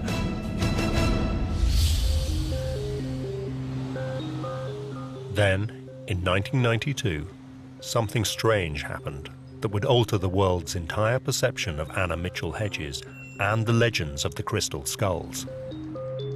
An enormous skull, weighing over 30 pounds, turned up anonymously on the doorsteps of the Museum of American History in Washington, D.C. But this skull was accompanied only by an unsigned modern note. It said, "This Aztec crystal skull purported to be part of the former President of Mexico's collection and was purchased in Mexico in 1960. I am offering it to the Smithsonian without consideration." One of the curators there called me and asked me if I knew anything about crystal skulls. So I knew the British Museum had a skull, so I said, well, yes, a little. And he said, well, someone sent us one, and I don't know what to do with it. So I said, well, I'll take it. So he said, ooh, don't look it in the eye. They're cursed. So that was the beginning of my introduction to crystal skulls. Walsh discovered that human skulls and skull imagery featured in Aztec art and iconography and were often carved by Aztec and Maya engravers. But there was little mention of them using crystal for their skulls. She also noticed that the first crystal skulls only began to surface in public and private collections during the second half of the 19th century, and they were all associated with one person. What I discovered about the Paris Museum skull was that their collection had been purchased from a French dealer in the 19th century named Eugène Bobin. Bobin was an antique dealer obsessed with ancient Mexican artifacts. He first put on display an Aztec crystal skull in his shop in Paris in the 1870s. He hunted and excavated archaeological sites and sold what he uncovered. In 1878, Bobin's Aztec crystal skull ended up on display at the Musée de l'Homme in Paris. Walsh then discovered that another Aztec crystal skull had also appeared in Eugene Bobin's Paris shop. Bobin described this skull as a masterpiece of engraving and claimed it was unique in the world. In 1896, it was sold to the world-famous New York jewelers Tiffany's for the asking price of $900. The New York Times referred to the skull's sale as the highest-priced object in the largest sale ever held in this country. 10 years later, in 1897, that skull was on permanent display at the British Museum.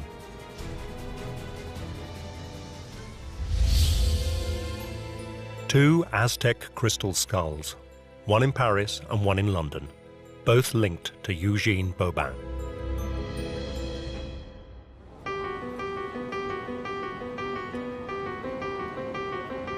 In 1996, intrigued by Walsh's discoveries, the British Museum decided to collaborate with the Smithsonian to determine the origin of both their skulls.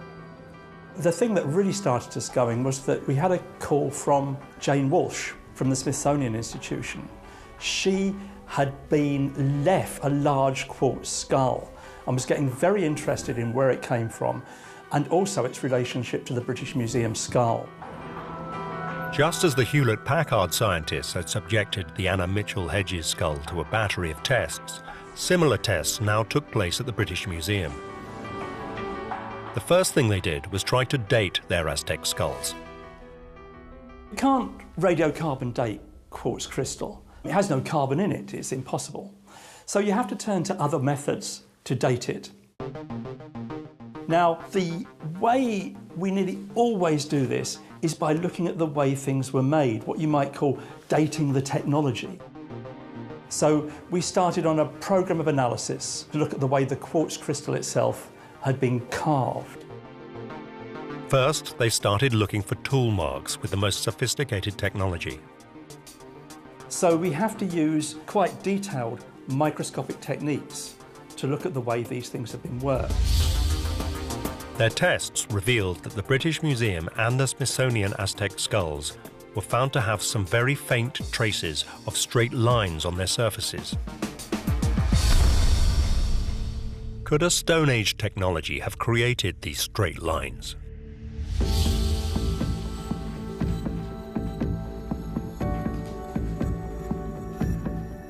The scientists examined the surface tool markings on several Aztec rock crystal objects from well-documented excavations in Mexico. This included a rock crystal goblet, which is the largest rock crystal artifact to have been recovered from a pre-Columbian site. The ancient Aztecs would have used hand tools and sharpened stone and wood combined with sand to craft their materials.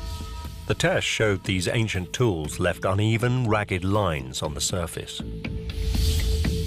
They then compared these ragged hand tool lines with the straight marks found on the British Museum and Smithsonian skulls. It was clear that two very different technologies had been used. Using just hand tools, it would have been impossible for the ancient Aztecs to create such perfectly straight lines as those on the British and Smithsonian skulls. The only way these straight lines could have been made was by using rotary cutting wheels. These were not introduced in Mexico until after the Spanish conquest in 1521.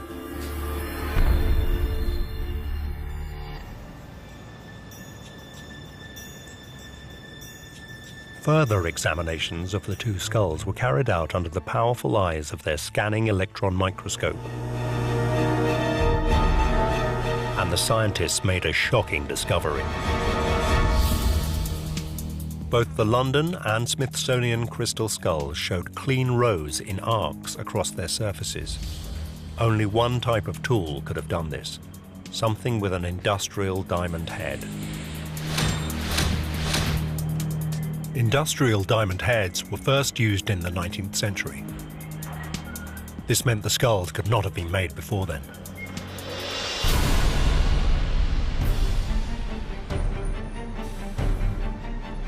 There could be no doubt. The London skull, presumed to be Aztec and on show at the British Museum for more than 100 years, was a modern fake. The Smithsonian Aztec skull, found on a Washington museum's doorstep in 1992, was a modern fake. And the Paris crystal skull, labelled Aztec since 1878, also turned out to be a fake.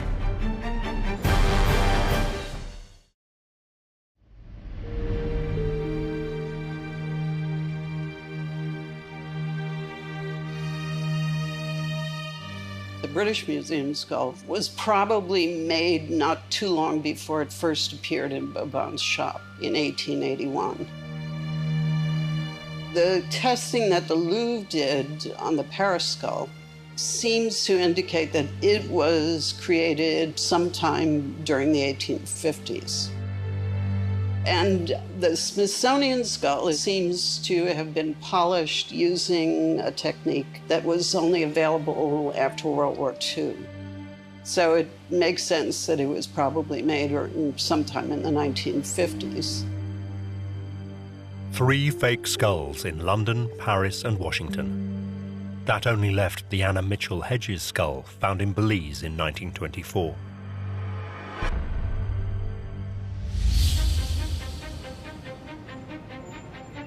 All the while, Dr. Jane Walsh had been continuing with her investigation. She came across 2 records referring to yet another crystal skull. The first was an article published in the journal Man in 1936. This told of a London art dealer named Sidney Burney who had purchased a crystal skull in 1933. The second stated that Burney had put his crystal skull up for auction at Sotheby's of London in 1943, and that it was sold to none other than a Mr. Frederick Albert Mitchell Hedges for £400.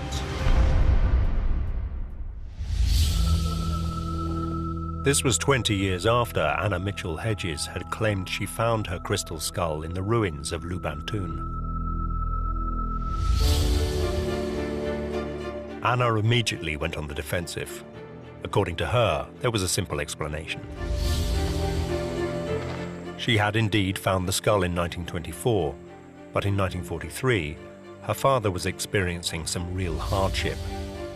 Father was wanting to return to Lubantun, but was short of money. Mr. Burney loaned Father money, and Father left the skull with him as security until he could redeem it. Then he heard that he had placed it in a sale room, and Father was livid. He paid Burney with interest and reclaimed the skull. But when Anna was asked if she had any records showing that the skull was owned by her father prior to Burney's acquisition, she said that all his papers had been lost during a cyclone.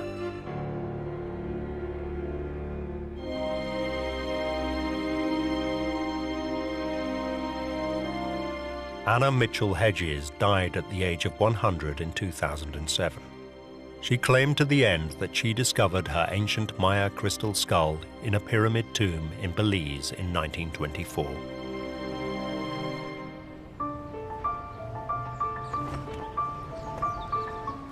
Only in 2008, after Anna had died, did Dr. Jane Walsh get her chance to examine the Mitchell Hedges skull at the Smithsonian Institute.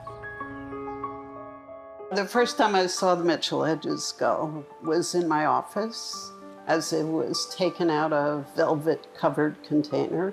And I was taken aback by the clarity of the crystal, the gleaming shine and polish of it. It really looked like a jewel.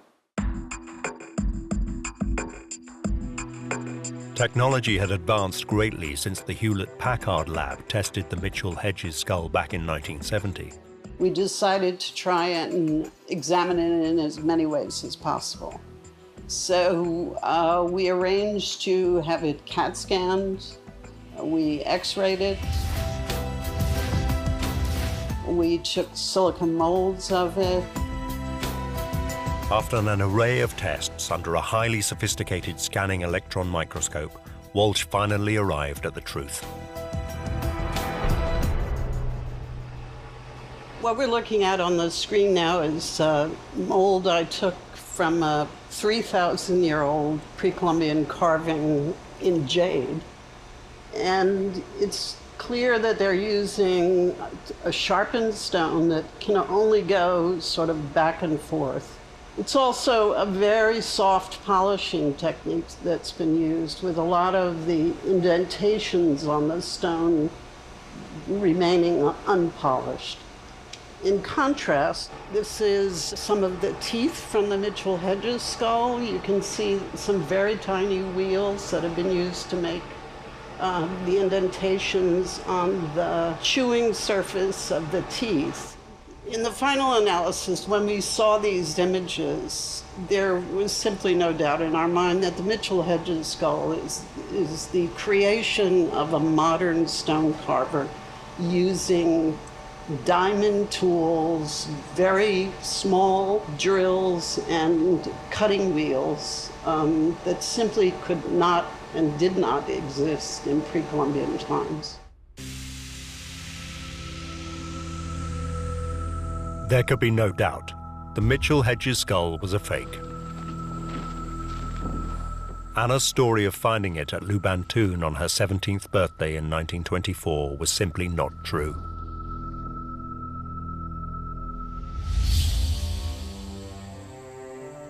Suddenly, it all fell into place. The reason why Frederick Mitchell Hedges never mentioned the crystal skull when he returned to England after his trip to Belize in the 1920s was because he didn't have it. Instead, he had bought the skull from Sidney Burney in 1943. He even wrote a letter to his brother in the same year telling him about it. You possibly saw in the papers that I acquired that amazing crystal skull that was formerly in the Sidney Burney collection. There is only one other in the world known like it, which is in the British Museum, and it is acknowledged to be not so fine as this.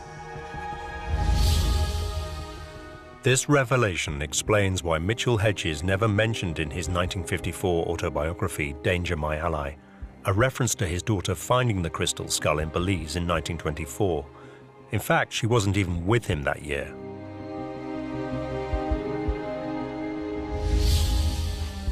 According to his autobiography, his daughter didn't join him in Belize until 1926. That's 2 years after Anna claimed she had found the skull.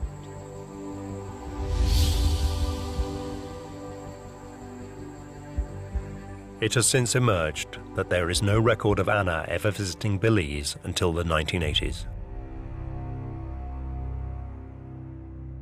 It was an extremely graphic account.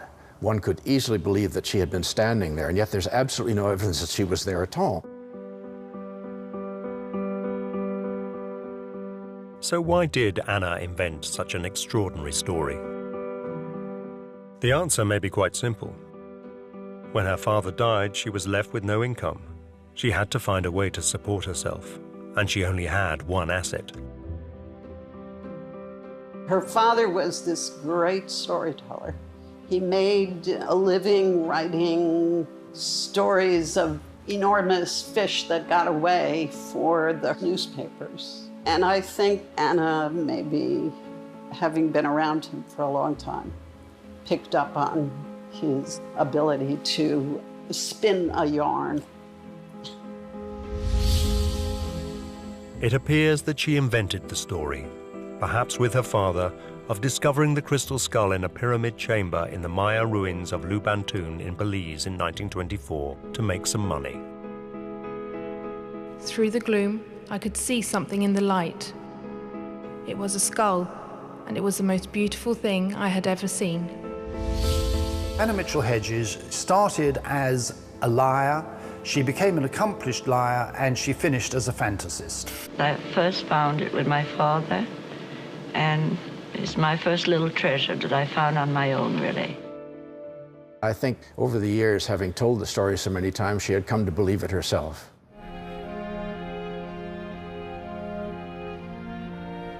Anna managed to spin the yarn for more than 40 years, and most people who came to hear about the skull or had a chance to see it on her pay-per-view roadshow believed it was the genuine article. I'm not really surprised she got away with it for so long, because people are always willing to believe the irrationally mysterious over the rationally prosaic. People love mystery, and they probably, as a result, greatly prefer things such as the crystal skull to the average archaeological presentation. They'd far rather that those objects were so mysterious that we couldn't say anything at all about them, that they fit, in other words, the pattern of the crystal skull.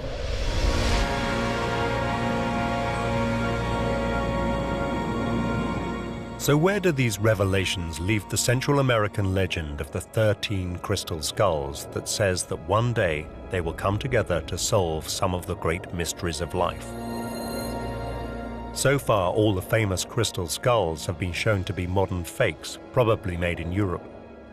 And science has yet to find any convincing evidence that there ever was a Central American crystal skulls legend. There was no evidence for there being crystal skulls in any of the ancient American civilizations. In fact, the Maya didn't really have rock crystal at all. It's not a native material to the Maya area, so archaeology ignored the stories because they seemed irrelevant. The fact that the legend seems to be a modern invention won't stop many people believing that there are 13 ancient crystal skulls still out there, and that one day they will all come together as one to save our planet.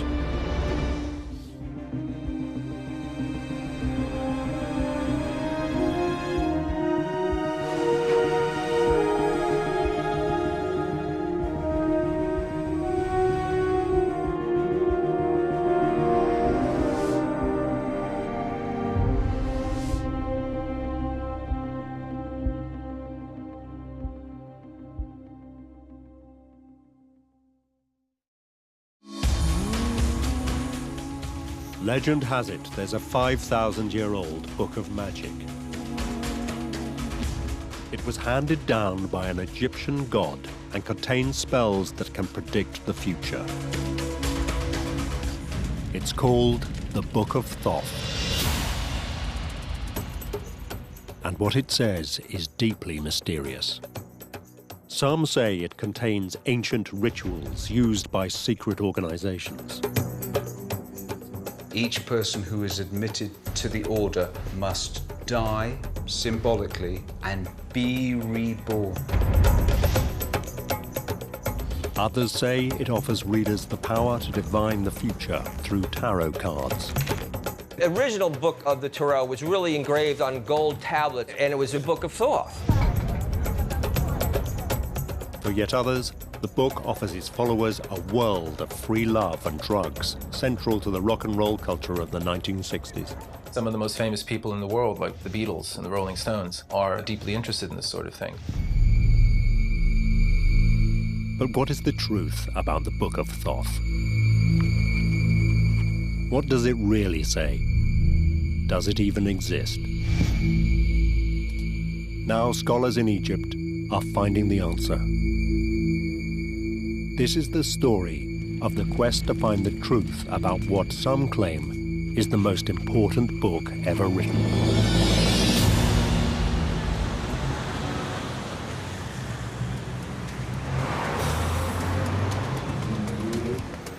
Central London. Among the hustle and bustle are bookshops specializing in the occult and esoteric. They sell everything from books on ancient wisdom to magic charms. But one of the most common images is that of an ancient Egyptian god.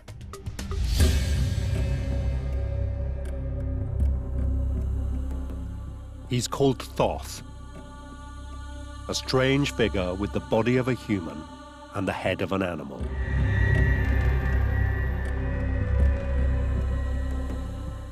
And on the shelves are copies of his book, the so-called Book of Thoth. 5,000 years after the Books of Thoth were originally composed, they are still beguiling modern people. I get asked to talk at conferences where the imagery above the stage, on the name cards, is a figure of Thoth. So who was Thoth? And why does a text from an age dating back to the pyramids exercise such a pull, even today? The answer lies in a tangled tale that started over 2,000 miles away in North Africa.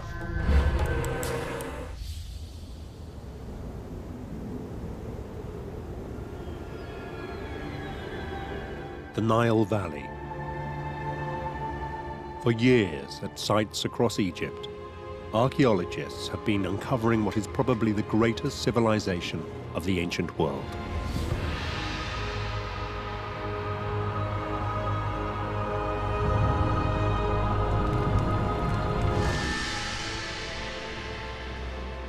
Martin Raven has been digging at a 4,000-year-old burial ground. We have uncovered this vast necropolis full of tombs with beautiful paintings, wall reliefs, inscriptions.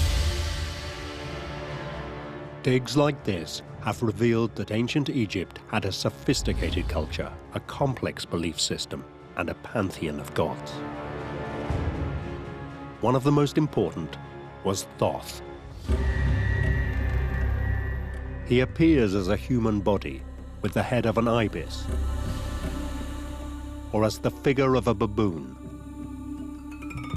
Ancient Egyptian gods were invisible, but if they wanted to manifest themselves to our poor eyes, they needed a bodily form. Many gods had a sacred animal that was thought to be connected with them.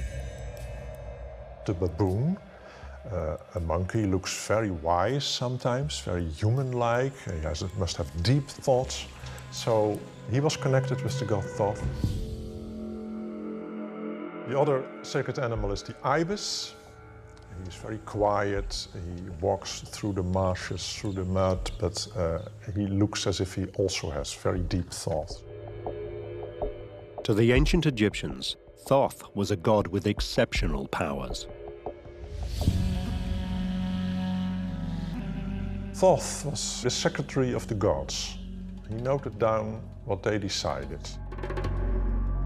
So he became the god of wisdom, sometimes also the god of healing, and the god of magic.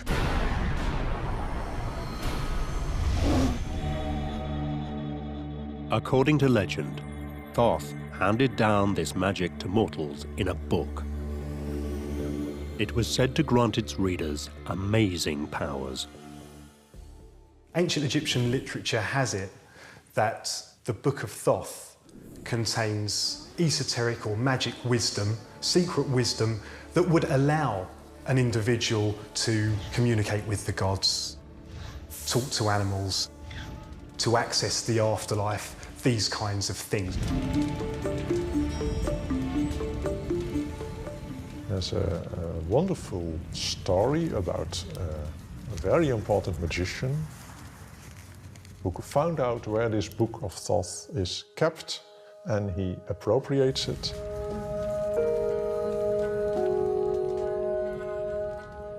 And he suddenly understands the language of other animals. And also he sees all the stars moving in the sky. He finally understands the mechanism that is behind the whole universe. Such was the reputation of the Book of Thoth. Its fame would spread across the ancient world.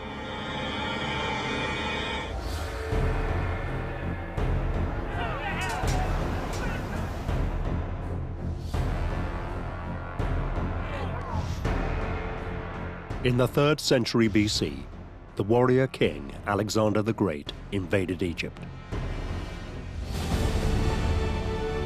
The Greek occupiers were amazed by what they found. They were overawed by this ancient civilization with wonderful buildings, the pyramids, statuary, all of the fabulous stuff that we see today, but then it was in its full glory.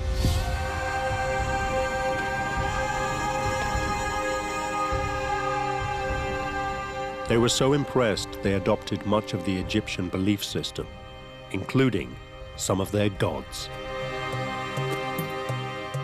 One of them was Thoth. The Greeks already had a figure of Hermes, who they believed to be the god who was the patron of what we would call science. He was the inventor of writing.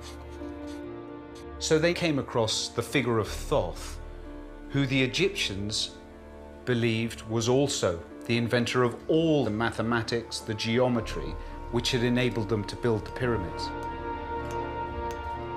So the Greeks associated their figure of Hermes with the figure of Thoth from ancient Egypt. The Greeks declared that Thoth and Hermes were the same god.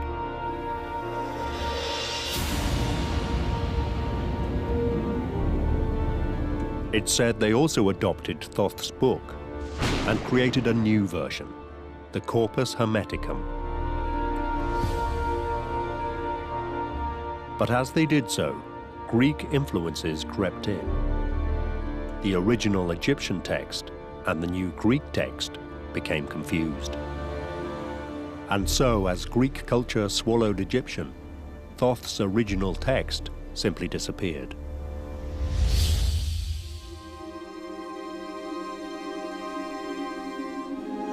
One legend relates that a last copy of the original book was buried alongside the inquisitive Egyptian magician who'd read it and discovered the secrets of the stars.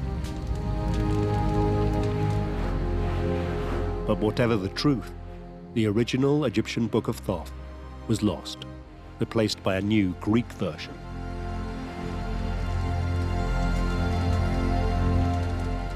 The original text would not be rediscovered for thousands of years.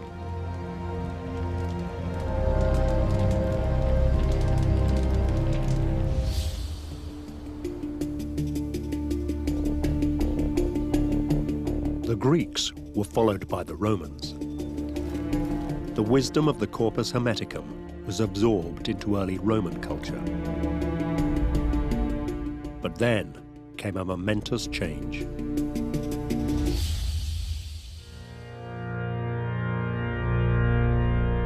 Christianity spread across Europe.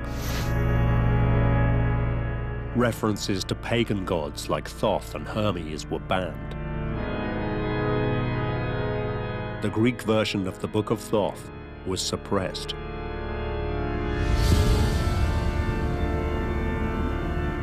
With the rise of Christianity, and especially with Christianity being adopted by the Roman Empire as the official religion, this older pagan philosophy gets wiped out.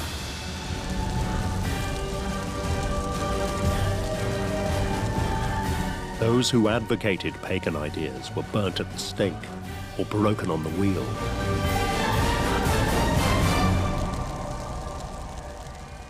The general kind of ravages of intolerance and conquest led to the loss of the Corpus Hermeticum. First, the original Egyptian Book of Thoth had vanished. Now the Greek version, the Corpus Hermeticum, disappeared from sight too. Whatever had been written in the Book of Thoth seemed to have been lost forever.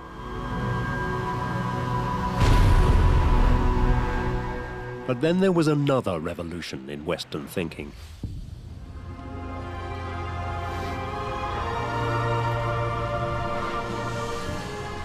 In the 1300s, the Renaissance arrived in Italy.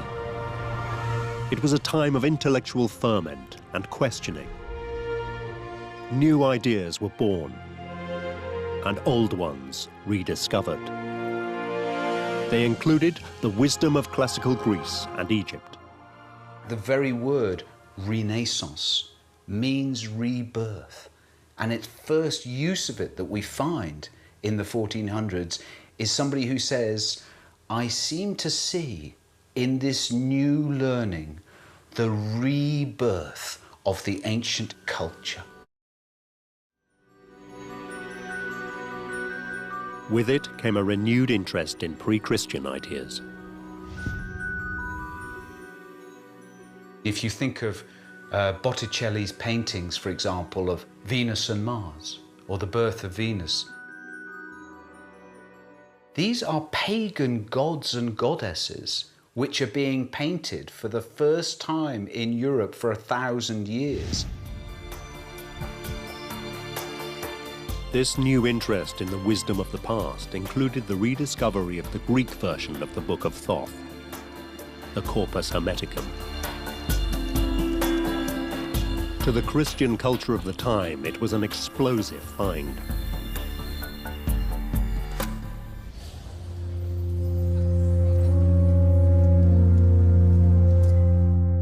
The Catholic Church had been ruling Europe for over 1,000 years.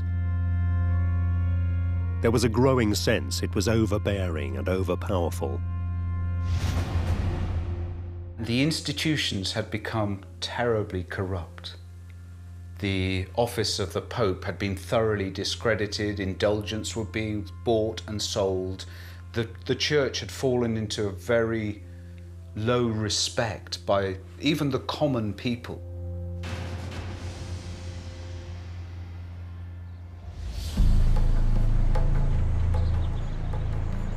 There was a groundswell of opposition.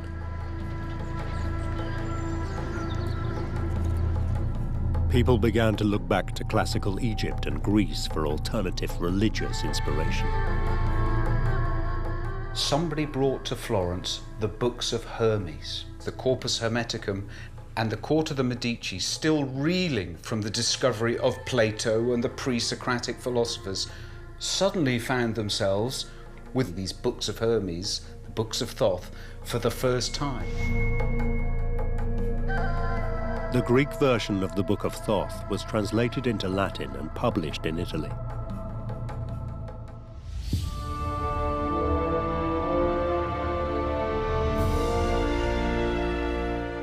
It becomes one of the most influential books of the time. It goes into several printings over the next century and a half.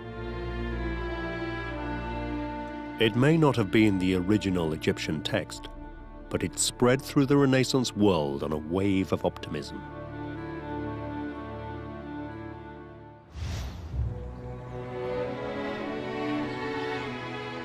What made the message of this Greek version of the Book of Thoth so exciting was its vision of man's place in the world. For those seeking to challenge the orthodoxy of the Church, it came as a revelation.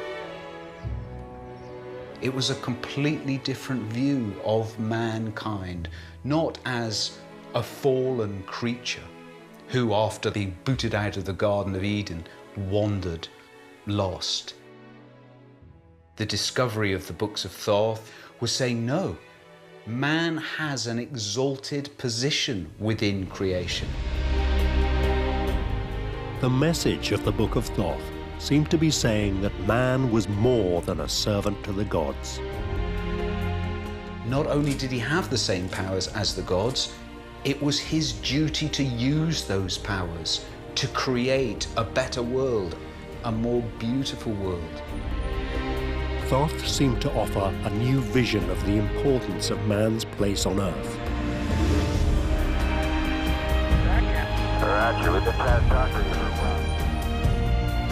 In the books of Thoth, it says that man is halfway between the angels and the animals and has a very special role. He is a co-creator with God. And he must create objects of beauty just as God has created objects of beauty.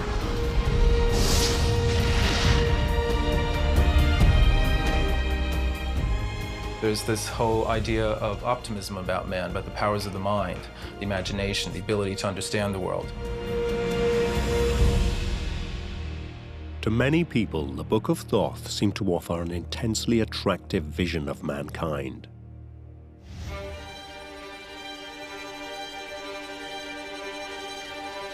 What made this message even more powerful was its age. It seemed to come from a purer time, before the Church had been corrupted. If you were a Renaissance man, the idea was formed in your mind that if we could somehow restore this ancient wisdom to its proper place, we could once again live in a pristine world. So what was old was really good. And dating apparently from ancient Egypt, Thoth's knowledge was as old as any in the world.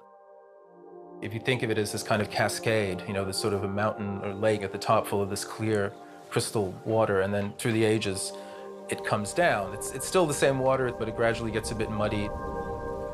And what the philosophers of the Renaissance believed when they had the Corpus Hermeticum in their hands is they were going to the source. They were going to, you know, sort of the pure waters of the ancient knowledge. Yet the irony was that this whole alternative philosophy was based on the Greek version of the Book of Thoth. Nobody could be certain how much it had to do with the original Egyptian text. Yet in the name of Egyptian wisdom, it would now lead in some very curious directions.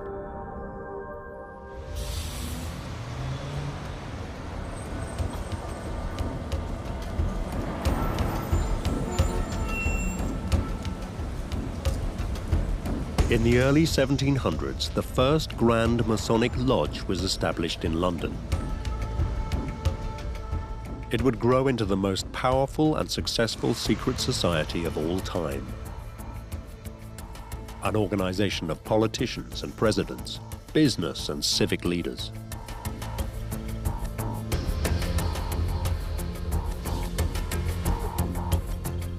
But in the early 1700s, it was composed of a small group of men looking for a better world.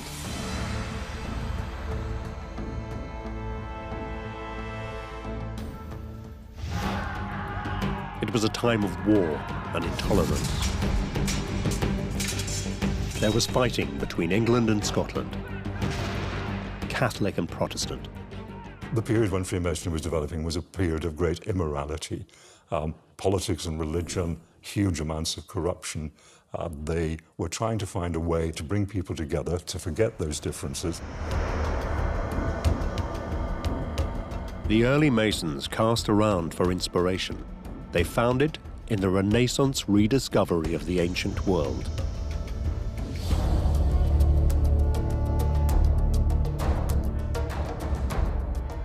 We may not be able to trace the historical linkages directly, but we can say that the rituals and the foundation purpose of Freemasonry stretches right back into ancient Egypt.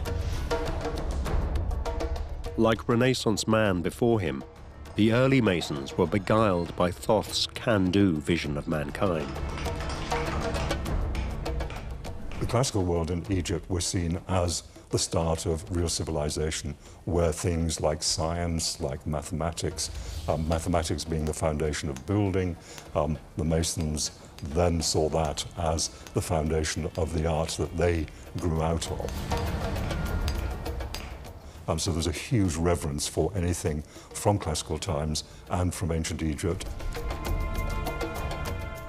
To mark this reverence, the Masons adopted Egyptian images. You suddenly get the importation of sphinxes, pyramids, anything to do with Egypt.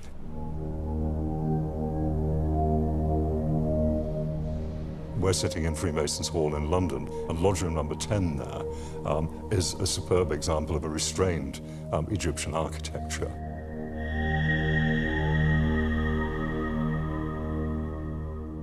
They got copies of the Egyptian Book of the Dead, and the walls of their temples are decorated with those, with Egyptian pillars with lotus work. Most significantly, the Masons focused on one particular part of the Corpus Hermeticum.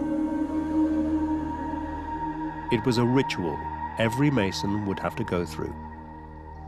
It came, they believed, straight from ancient Egypt. It was the ritual of rebirth.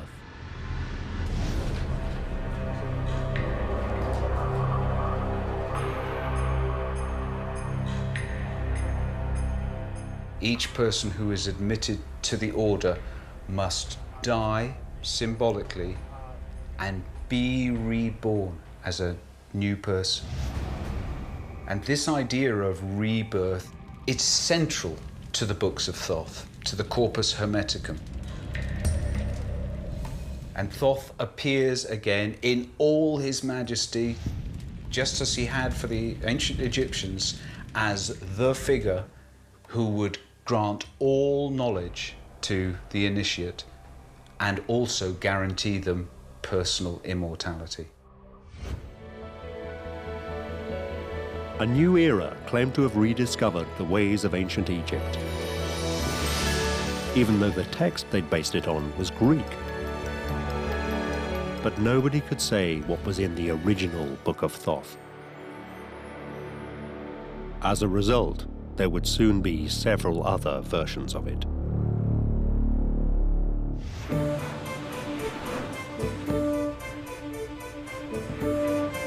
Paris, the late 1700s. As Freemasonry was spreading through Europe, something new was stirring in France. Antoine Coeur de Gébelin was a French-Swiss writer and thinker. Coeur de Gébelin, who was an occultist, he was a Mason. In fact, he belonged to the same Masonic lodge in Paris that Voltaire belonged to, and he was friends with the King of France. So he was really connected. Coeur de Gébelin had two overriding interests. One was ancient Egypt. The other was card games.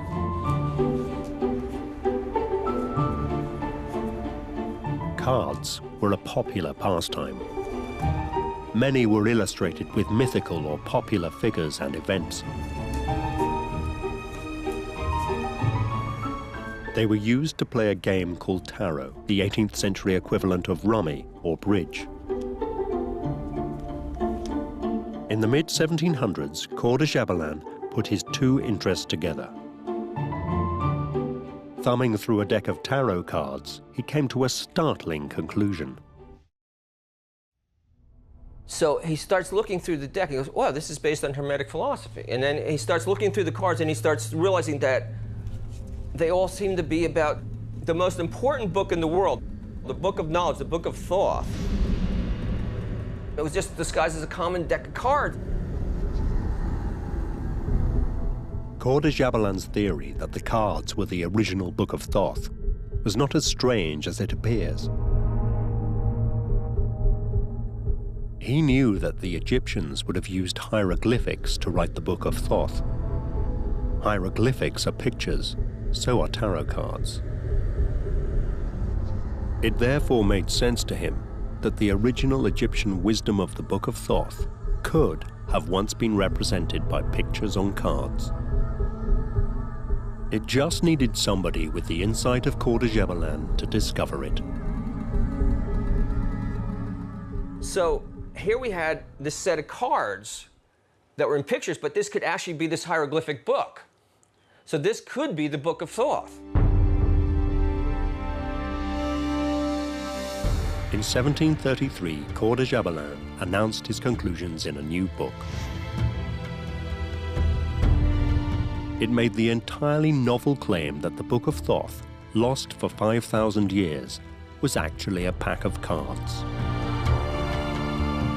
He even claimed the word tarot derived from ancient Egypt.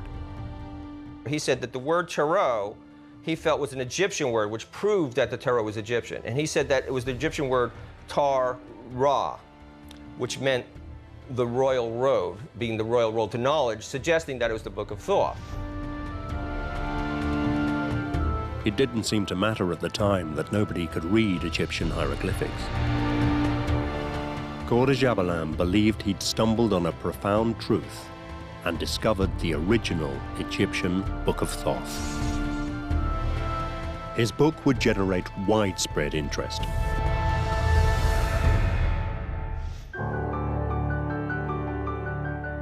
One man captivated by it was an itinerant salesman, teacher, and spiritualist called Jean-Baptiste Wyatt. For years, he'd been dabbling in the occult. He now took Coeur de Gébelin's idea and turned it into his own. He published a subtly different set of tarot cards. He called them the Atella Tarot. Wyatt basically called himself Atea for magical reasons, and all it was his last name spelled backwards. The cards had what Wyatt claimed was an authentic Egyptian feel. You see in this first card here, which represents a male querent, that he actually looks like an Egyptian man.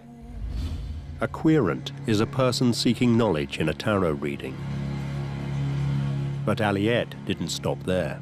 Okay, now if we compare the Fool in this Atea to the French Fool, you see the French Fool, and he's being attacked by a dog because he's a stranger. Now, to make it sound more Egyptian, Atea thought that the creature attacking him should be a leopard, thinking that leopards came from Egypt. So to see our Fool's being bitten on the leg by a leopard instead of a dog. These cards, according to Wyatt, represented the true wisdom of Thoth. Moreover, they could do something truly magical. They could divine the future.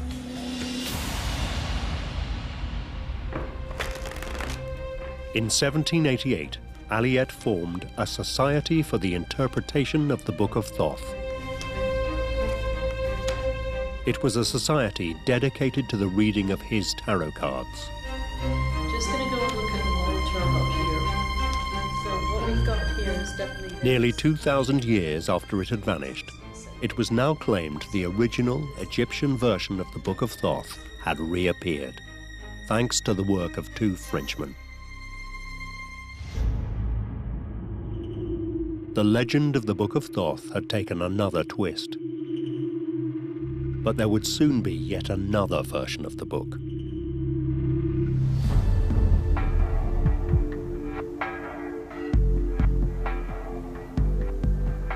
In 1904, a strange and idiosyncratic Englishman traveled to Egypt. He was called Aleister Crowley, a leading member of an occult society called the Hermetic Order of the Golden Dawn. Crowley, he thought he was an artist, a painter, a poet, a great magician. He was going to be something great. He just knew he had greatness in him. He even saw it in his name. Some people pronounce his name Crowley and some Crowley. In his own writings, he said it's pronounced Crowley, it rhymes with holy. One day in Cairo, he claimed he was told the ancient Egyptian gods had a message for him. Over the course of 3 days, he said he received a series of revelations.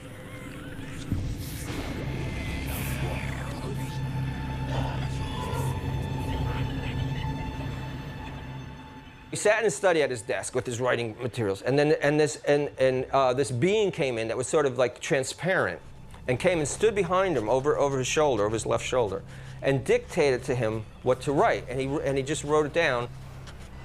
Crowley had no doubt who was speaking to him. Basically, just this message coming from Thoth.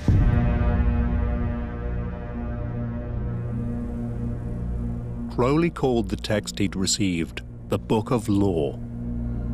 If he was telling the truth, this was surely the most authentic version of the Book of Thoth ever. It had come from the god himself.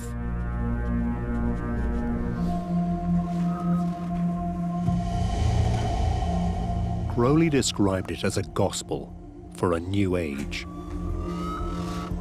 His version of the Book of Thoth consisted of a series of tenets. So line 3 says, every man and every woman is a star. And so now he's saying that we're all like stars. You see, we don't need one central being to give us direction, that we each can find our own direction.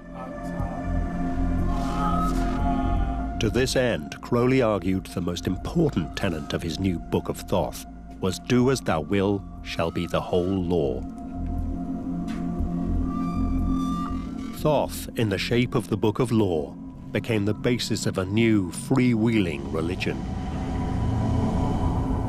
Crowley called it Thelema. It was a religion in which almost anything went. Thelema means will, which of course what everybody talks about when they talk about Crowley. But it doesn't just mean will, it means like desire. It means including like sexual desire. Crowley's new version of the Book of Thoth put sexual magic at its center. And the sexual act became a sacrament. They practiced free love. They took drugs. They had visions. They were promiscuous. They had lots of children. He wasn't trying to con anybody. He really felt that he was somebody important. Finally, towards the end of his life, Crowley pulled his thoughts together. But it wasn't in a book. It took the form of another set of tarot cards. Crowley felt that the tarot cards were this whole message of everything he was trying to get across, this whole philosophy of Thelema. He published them as yet another version of the Book of Thoth. Thoth's book, originally written on papyri, had gone through another metamorphosis. Now it seemed a justification for, among other things, some very strange sexual practices. Crowley died in 1947, but his legacy would be carried on by a new generation.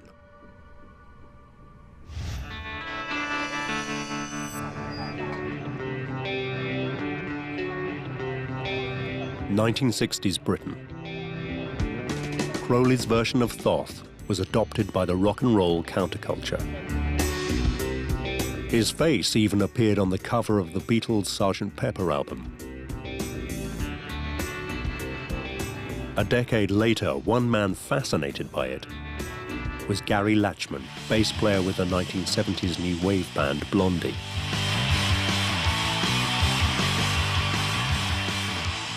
Some of the most famous people in the world, like the Beatles and the Rolling Stones, are deeply interested in this sort of thing.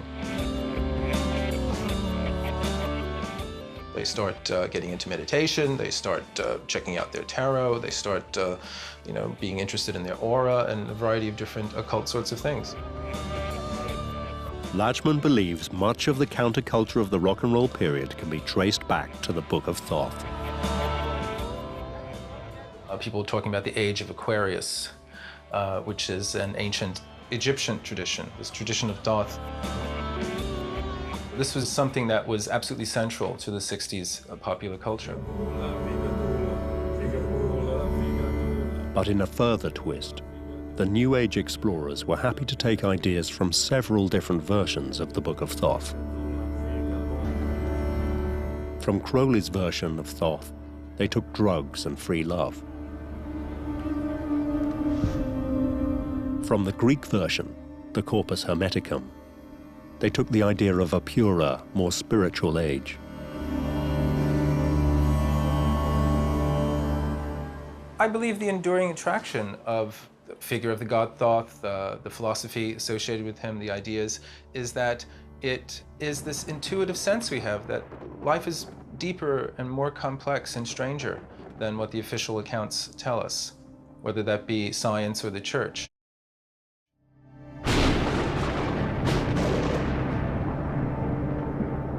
There are some very inspiring passages in the Corpus Hermeticum. Grow to immeasurable size, be free from every body, transcend all time, suppose nothing to be impossible for yourself. Consider yourself immortal and able to understand everything. Now, what strikes me as wonderful about that passage and many others in the Corpus Hermeticum is that it's showing us the potential of our own consciousness. It's showing us the potential of our own minds and spirits. The meaning of what had once been the Egyptian Book of Thoth was now utterly confused. There were now 4 possible versions of Thoth's book and its magic.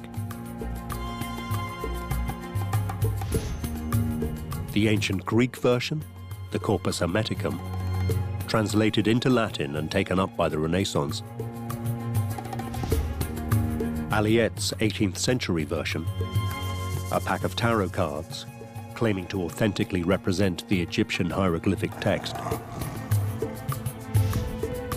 Crowley's sexually licentious version, a deck of tarot cards coming, it was said, in a message from Thoth.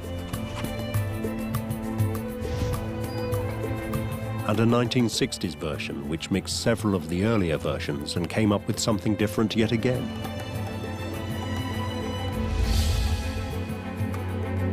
Four versions, all wildly different, all claiming to represent the authentic Egyptian Book of Thoth. But how could one book cover such widely differing interpretations? Do any of them, in fact, represent the original? Recent discoveries mean that today, for the first time, it may be possible to uncover the real truth about the Book of Thoth.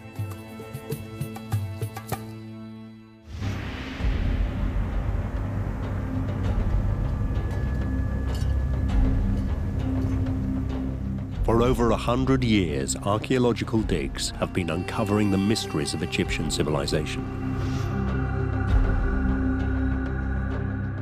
Among them are thousands of texts written on pieces of papyri. If there is a real Book of Thoth, this would be the place to find it. But the papyri haven't given up their secrets easily. They're written in two different Egyptian scripts, some in hieroglyphics, some in a variation known as demotic. For centuries, no one could read either script. They were only finally cracked in the mid-1800s, with the help of one of the most extraordinary objects ever found.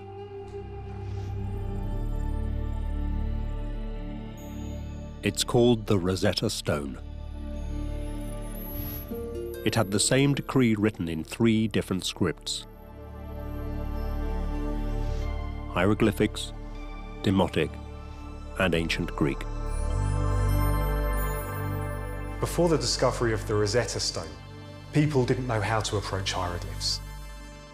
Essentially, they were just little pictures, and so people would try and describe what they see, treat them as symbols. In other words, the bird is in the house with the man, etc., etc.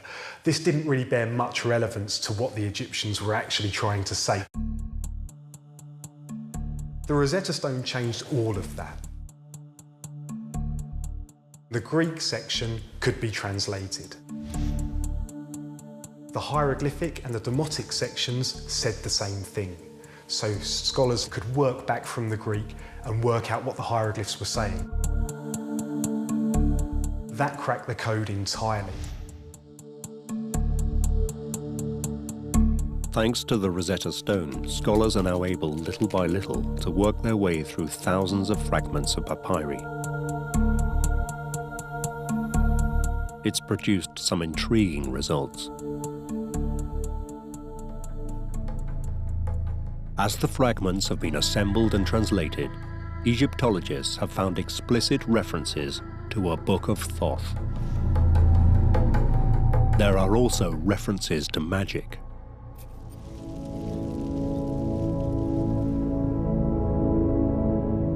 But it's not magic as we usually understand it.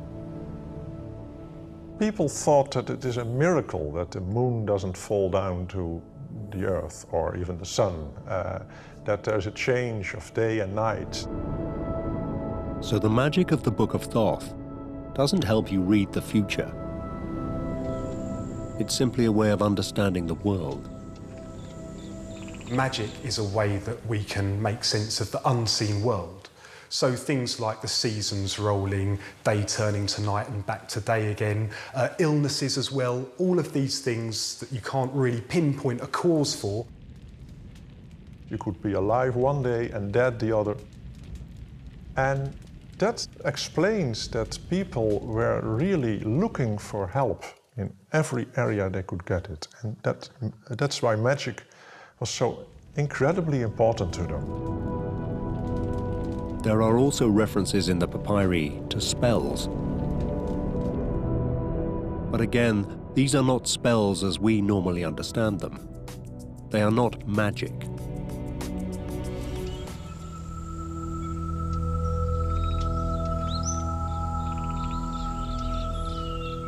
A spell catalogued by Egyptologists as Spell 15 reads, "May he grant that I see the sun disk and behold the moon unceasing every day."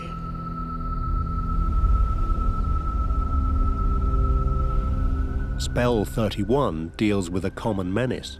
"Get back. Retreat. Get back, you crocodile. Do not come against me, for I live by my magic."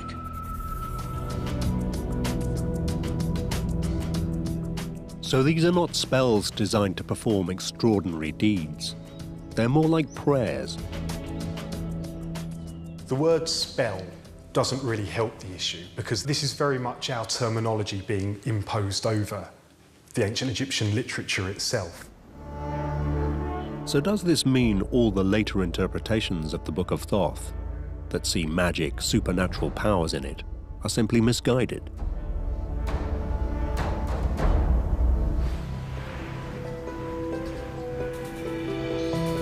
Gradually, it's becoming clearer what the Book of Thoth is, and what it isn't. There are references to man being halfway to a god, as the Renaissance believed. And there are references to the Masonic ritual of death and rebirth. These clues suggest the Greek Corpus Hermeticum did contain some of the original Egyptian thinking. But there are no references in any of the papyri to tarot or images of the tarot cards. There are no references to Crowley's notion of free will or his promotion of sexual promiscuity. And there is nothing about the rituals of New Age mysticism. All these are complete fabrications. But there is something else in the papyri that's much more significant.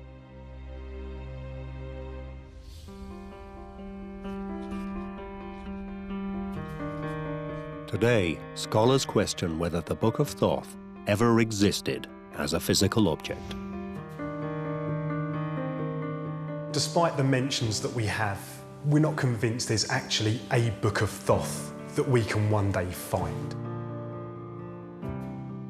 Essentially, the references to a Book of Thoth or the Book of Thoth seem to be metaphors for the collection in its entirety of ancient Egyptian religious literature. There are various compilations of magical knowledge written down in different periods, and to those believers of that period, that was the real Book of Thoth. But when we put them all together, they are all so different that there was not one central tradition. The Book of Thoth never existed.